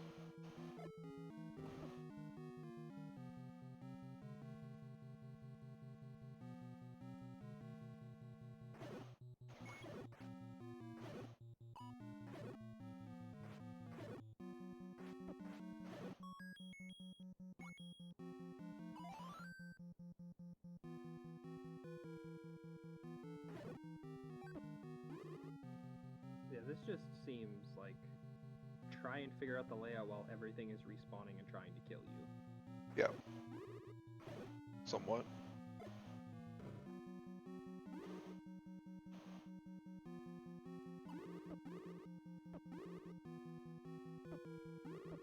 Oh. It's the knockback that really gets to you. Yeah, I can see that. Because I was trying to get my potion out, but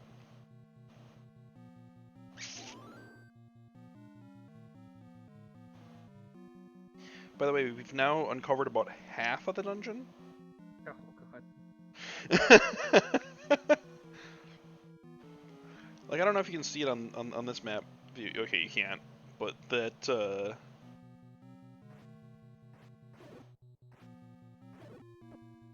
oh my god. You lived? Sir? Sir? Kind of phased into your body and came with you. I don't know if it's worth me using a potion on this run. It's just...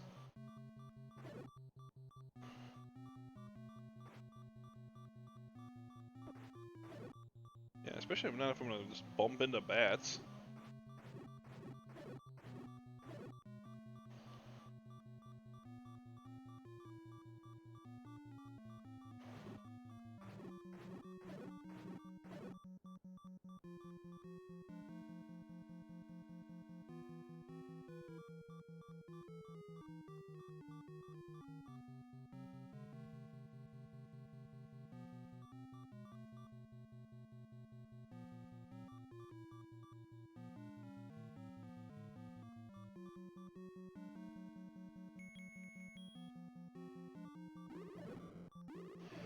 I can just not imagine a way that video games would not give headaches back in the day.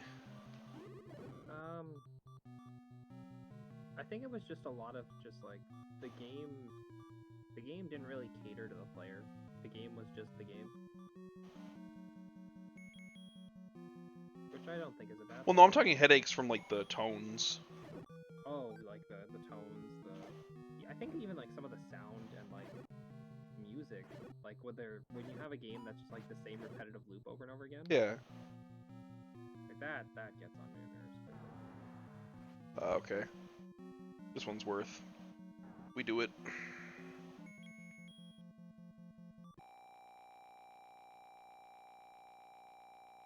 Like this. Specifically this. Just to kill this thing, yeah.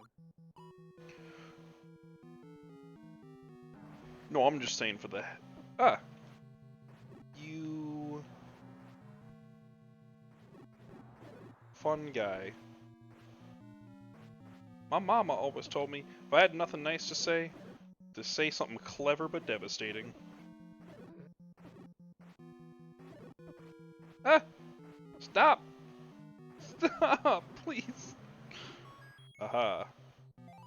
Oh, by the way, you ready?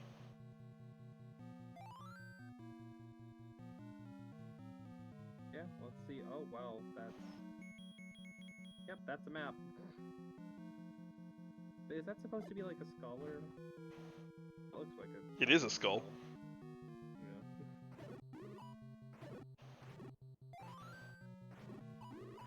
Yeah. But you don't want to lose your shield. It's fine. It's fine. It's fine. It's fine until it's not fine. Because yeah, that's the second time that enemy has dropped a fairy on kill, so it might be either you're really lucky with the pool or it's a guaranteed drop. And yes, this is where they put things. Yeah, of course. It's definitely a workplace.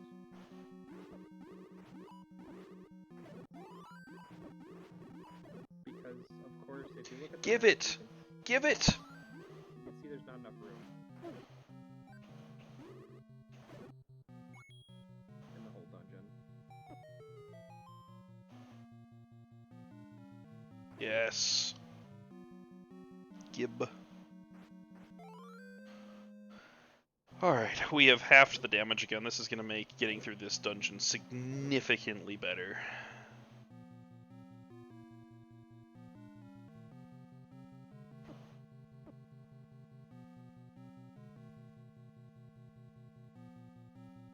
I'm so happy. Having that is just, it's like a comfort blanket. It's not necessary to beat the game, but boy does it feel good.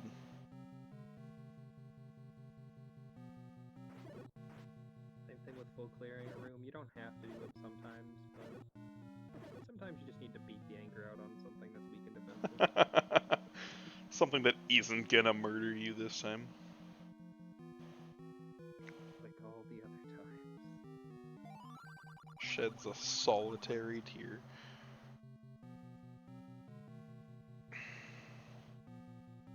I appreciate his great advice of go to the next room. He doesn't tell you where the next room is, just tells you go to it.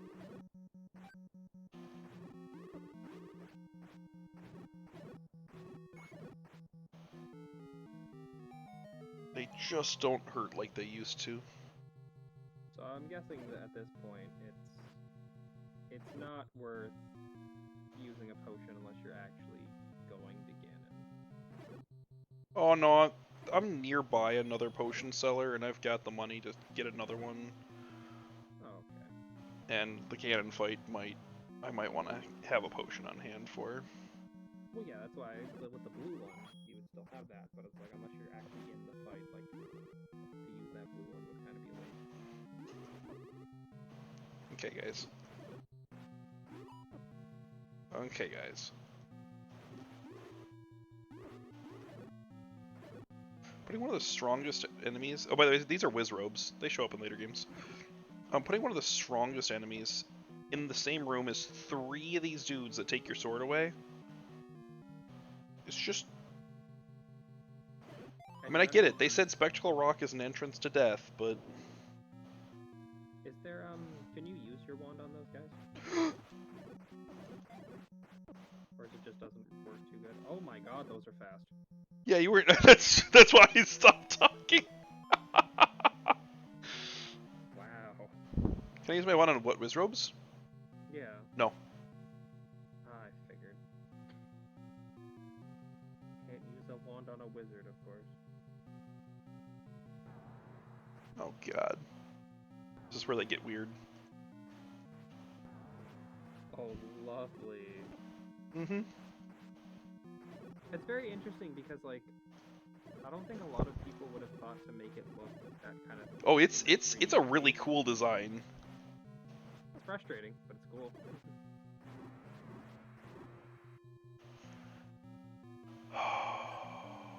Is this another path? I think it is. Just where do we want to go? Oh. Where can we go?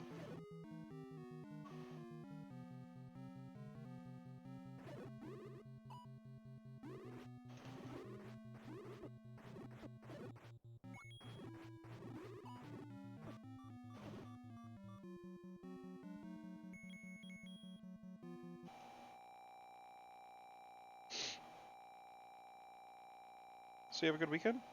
It's also really nice that this freezes the whole screen. Now that you're about to die, it's like, hold on, I'm just gonna finish drinking this potion. That's why I think it's so funny. So the first game, and I think still only game, to not actually do that was Skyward Sword. Skyward Sword, they were like, we're gonna make you use like potions and stuff in real time. And so... Much as Zelda is the second one, that's why it's another reason to hate the game. No.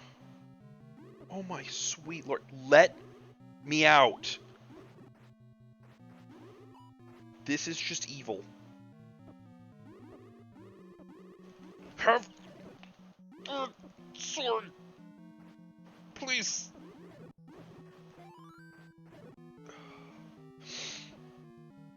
The butt cheeks. They were clenched. I was trembling. And I do just appreciate that even though the room is neutralized, they don't get rid of these things, so they keep knocking you around. I don't care if they knock me around when the room's cleared. Alright, we officially have everything we need to beat the final boss. And I think officially have every collectible in the game. So, Everything except for having an extra meat for no reason. like I said, there might be one of those guys just around.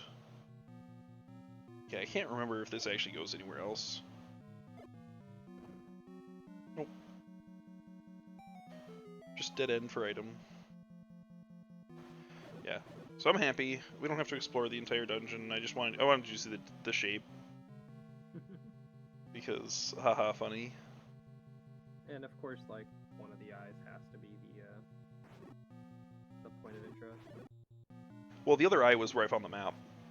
Yeah. That's why I cut myself off. I was like, this is one of the... And then I was like, wait. And I quietly just nodded to myself. I'm like, I know what it is, but... The really interesting thing is if you actually look at a layout of all the dungeons, they fit together like pieces of a puzzle into a grid. Because it saved on memory space at the time. To have them all be considered kind of one map.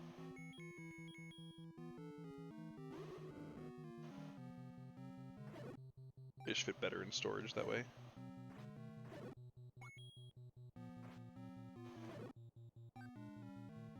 Thank you, healing room.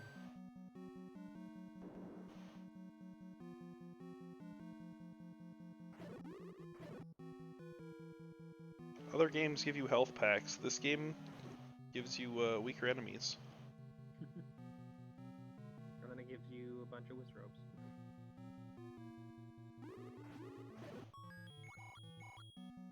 So yeah, you said that you had like favorite enemies like certain bosses. I don't remember if you got to enemies that you did like. See entry Zelda 2. The whole game. Yep. Not actually joking, really. Oh wait, no. Oh wait, no. That's a push block room. That's a push block room! I messed that up. Oh, that's a great thing to just... Well, I hope you don't have to go back that way. Only if I die.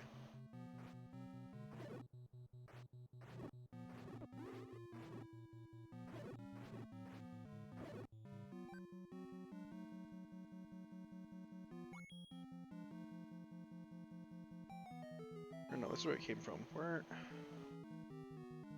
am I going? Left, okay.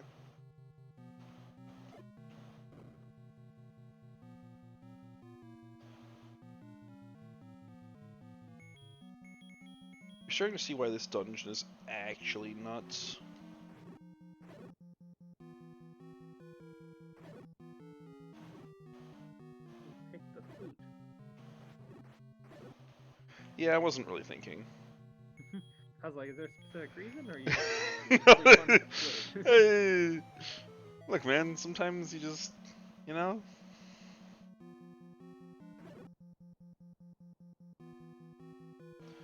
Going on an adventure through this place, even though I don't know the name of it, it doesn't matter.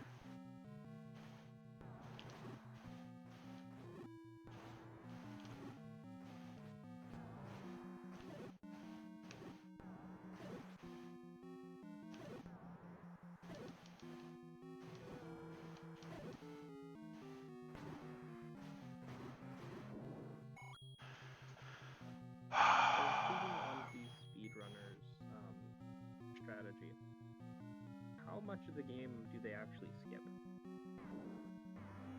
Most of it. Like, do they still have to fight Ganon? Yep. You always have to fight Ganon.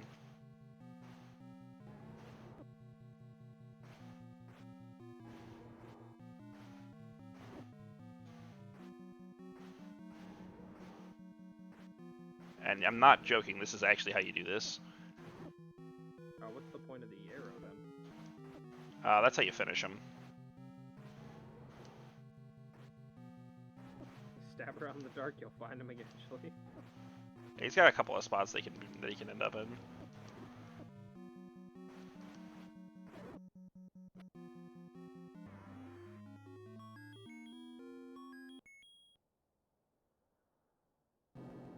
That would have been really cheesy to have died to like the explosion at the end there. That was just a bloody pile of Ganon bits.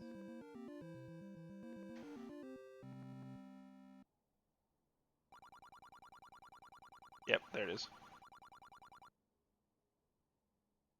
Okay, yeah. So yeah, Link is named in the first one. Neat. Seizure warning there. That's a yikes. I want you to know, I was looking at my stream, it's a lot less bad on the stream than it was on my actual console here. Oh yeah. So, yeah, Yep, that's the credits. That's it. Any closing thoughts of Legend of Zelda? The first one anyway? It's just a perfect place for the game to start. It's really well designed. It's got great layouts. It's got a second quest. You know, it's got fully redone dungeons. It's the second quest is harder. Some of the enemies change up their attack patterns, have stronger attacks from the get-go. So like, you know, I'd say there's sort of a hump that you get over of difficulty in this game. You know, where the game just kind of goes from being like really hard to like you've kind of got enough items and tools and utility, and between you and the potions and the rings you can pick up, and you know, you really feel sort of godlike. You know, I once I got that second ring, I just cruised to that final dungeon. There's like very specific enemies that seems like we're still a bit of a threat. Oh yeah, Wiz Robes are annoying, Dark Nuts are annoying, likes can be annoying, and whatever I forget what those are called, but the staticky blobs that, the Wiz Robes are just annoying because they can take your shield away, but the staticky blobs that make you stop being able to use your sword for a little bit.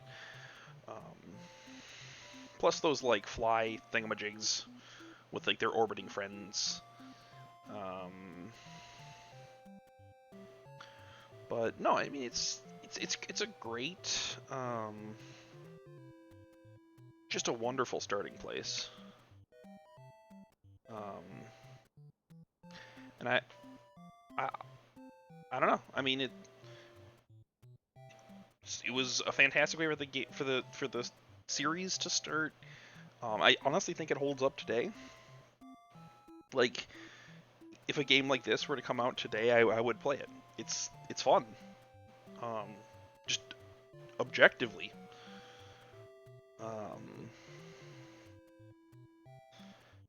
So I am actually amazed that the first game still holds as much interest for me as it does.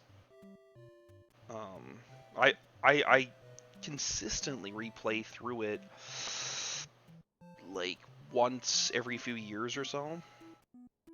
I don't know if you're alone in that, in the sense that like I've heard a lot of people who have played Legend of Zelda where it's like the first game is still their favorite game. Like, I think it still holds a candle to some games now. Like obviously not like, it's not like going to be the graphically best game. It's not winning like points there. No. But like what they could do with what they had was impressive. Like the save ability, all the different dungeons, all the secrets, like it's all really cool. It's interesting. Like the speedrunning community, everything they found, like it's all just really, it's a great community, and it's a really great game. Well, that's the cool thing. I think a lot of games, and not just Zelda, can take off from the speedrunning community. You know, there are some games that are objectively bad games, and the speedrunning community has still taken them over. Because the speedrunning community will just do what they consider to be fun. And if this, like, pile of flaming garbage from 2009 whatever that was only made like once on some random console, just happens to be fun. That's gonna gain traction in the community and stuff. So a game doesn't have to be good to gain traction, but I think this game, it's gained traction from speedrunners. It's gained traction from people that are new. And part of the cool thing for me is a lot of times, Legend of Zelda has I don't know the number offhand, but it's got, I think, close to like 20 main series games or so, if not more than that. And people will ask a lot of times, they'll say, if I'm going to get into the franchise, where do I start? Like, do I have to start from the beginning? Is there like a middle reboot? Can I just pick up the most recent game? And I hear a lot of people still recommend the original Legend of Zelda as a starting place because, they're it's beatable. It's got some hard mechanics, but you can absolutely learn them.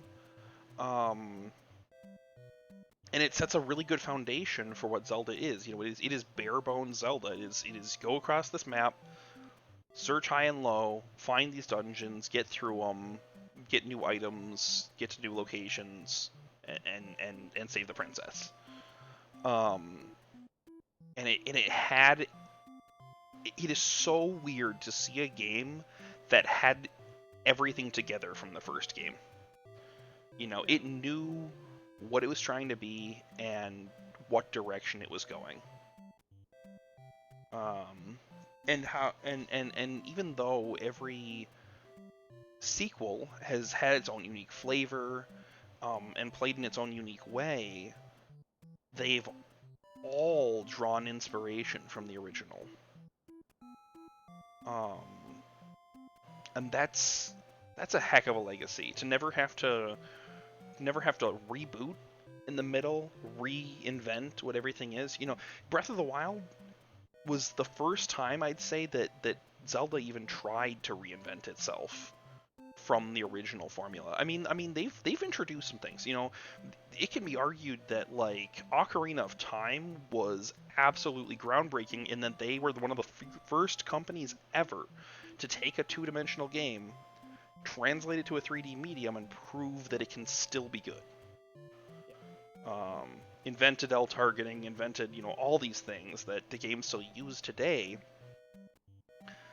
But the fact that they all still draw on ideas from this game, it's ridiculous. The fact that you can draw on a game that was made 35 years ago and still have good concepts in it, just crazy. And that's why, like, to me, it's like when you consider like there's games that are like literally inspired a whole genre, like, for example, the Metroidvania series of games. Like this, like Legend of Zelda, the original one, definitely inspired, at least for me, in my mind, a good portion of like action adventure like games. That's kind of where a lot of them lend their liking to Legend of Zelda. Um, just like Final Fantasy with RPGs. Oh, in case you're wondering, I died 10 times. Oh wow. Throughout the entirety of that first run. So it keeps track on the screen there. Although one of those deaths was to escape a room. Yeah. Cleared in line. But yeah, so holding the sword like that indicates that you're on the second quest. Yeah. One of the other cool things is when I pick up those rings, how it like changes Link's like his tunic garb color. That reflects on this menu too. So then, because you're on the second quest, it restarts you with the green. Yep, it cleared out my inventory, and then the entire world is just different. Dungeons are in completely different locations. So the way it works is every secret location that you could find is still a secret location. So like every statue you could move that had a staircase under it, excuse me, you can still move the statue. There's still a staircase under it, but it's not going to be what it was. So for instance, like the secret shop that I found that gave me the ring, that I could buy the ring at,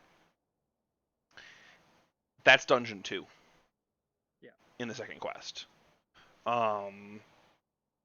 Like where dungeon 1 is one of the like it's a secret to everybody guys, or like some shop or something. Like it just everything's in a different spot. And then when you actually go complete the levels are not the same. They are completely different dungeon layouts, completely different enemies. The bosses might be the same per level, but I mean, you are playing through a different set of dungeons. So it's dang close to having them basically have put 2 full Zelda games, on this one cartridge that released with the system. Um, and that's wild. That's Yeah. that's nutty. And then they followed it up with a low point in the series. Zelda 2 is so they saw what I did there. They're like people can get through this game if they know what they're doing very quickly, and people aren't gonna, you know, um, oh, I see you brought Fox in on this. Um, Yeah. um, but um, the second game, they saw that the first game was really a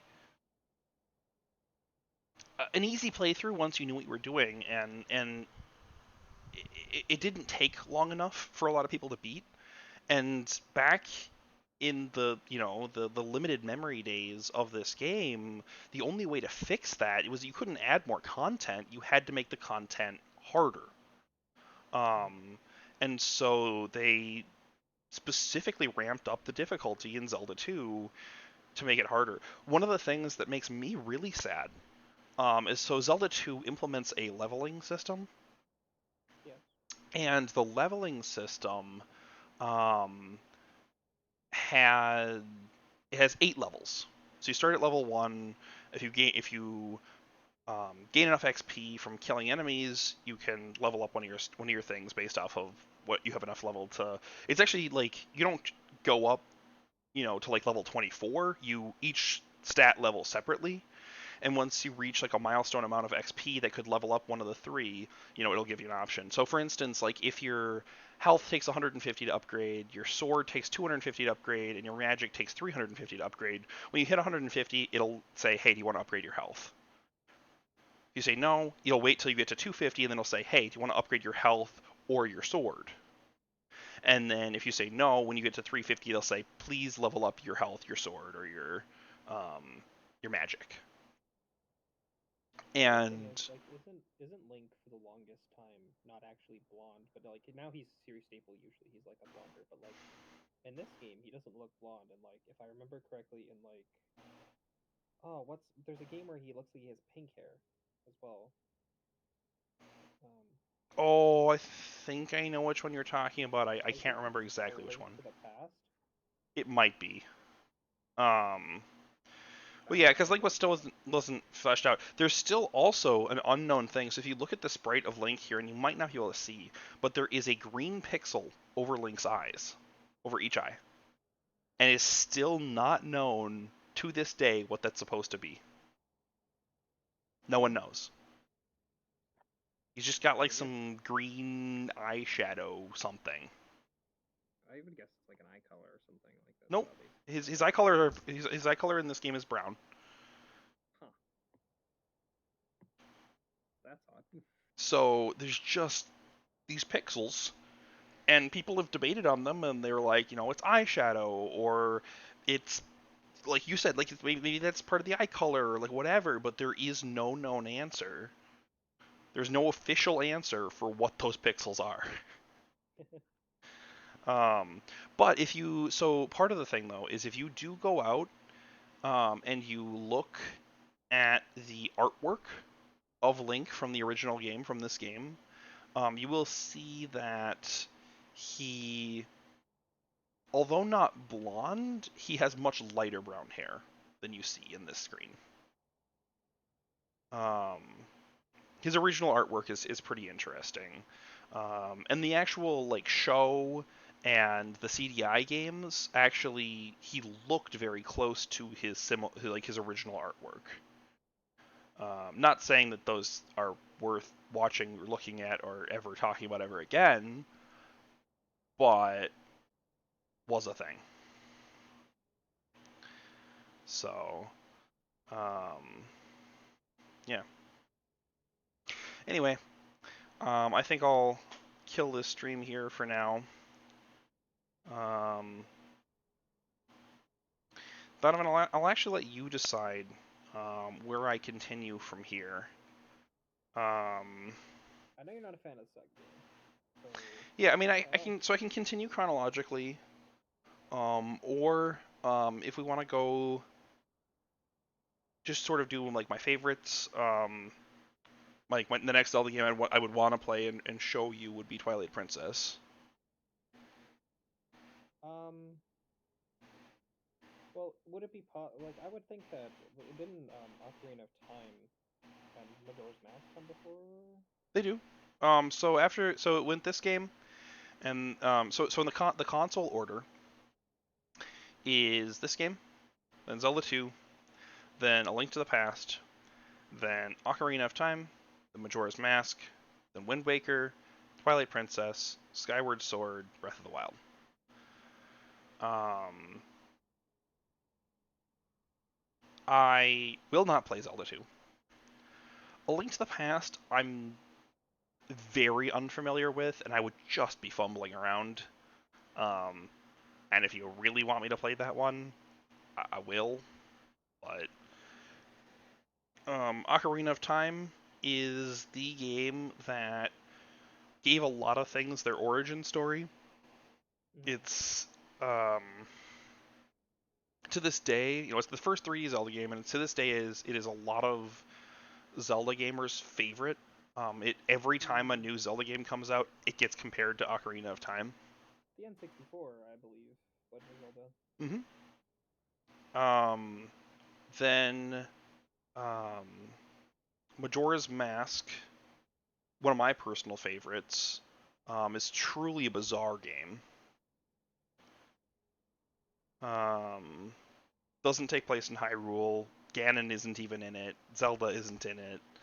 Um, just an interesting game. Wind Waker, another one of my personal faves. Um, took the game and explored what it could be with sort of cell shading and more cartoony art style. Twilight Princess, the first Zelda game I ever actually played all the way through. Still one of my personal favorites. I think that, at least in my opinion, I think it has the best story out of any of the Zelda games. I would really. I've never seen a lot of the Zelda games. I would really like to see Twilight Princess. I've heard it probably talked about most out of all of them. Mm-hmm. That doesn't mean I wouldn't want to like revisit some of the ones that came before it, but like Twilight Princess specifically because I have not seen anything. Okay, so tell you what then. Next time I stream, not sure if I'm gonna make my streaming at noon today or not. Well, we can talk about that. We can talk about that offline. But for now, I'm gonna go ahead and cut the video off there, and the next time I return, I will be streaming Legend of Zelda: Twilight Princess. This has been Tommy from Games Done Bad, and my friend Donovan that I brought on to liven things up a little bit. And I hope to see you in the next video. So, thanks everyone for watching, and have a great rest of your day.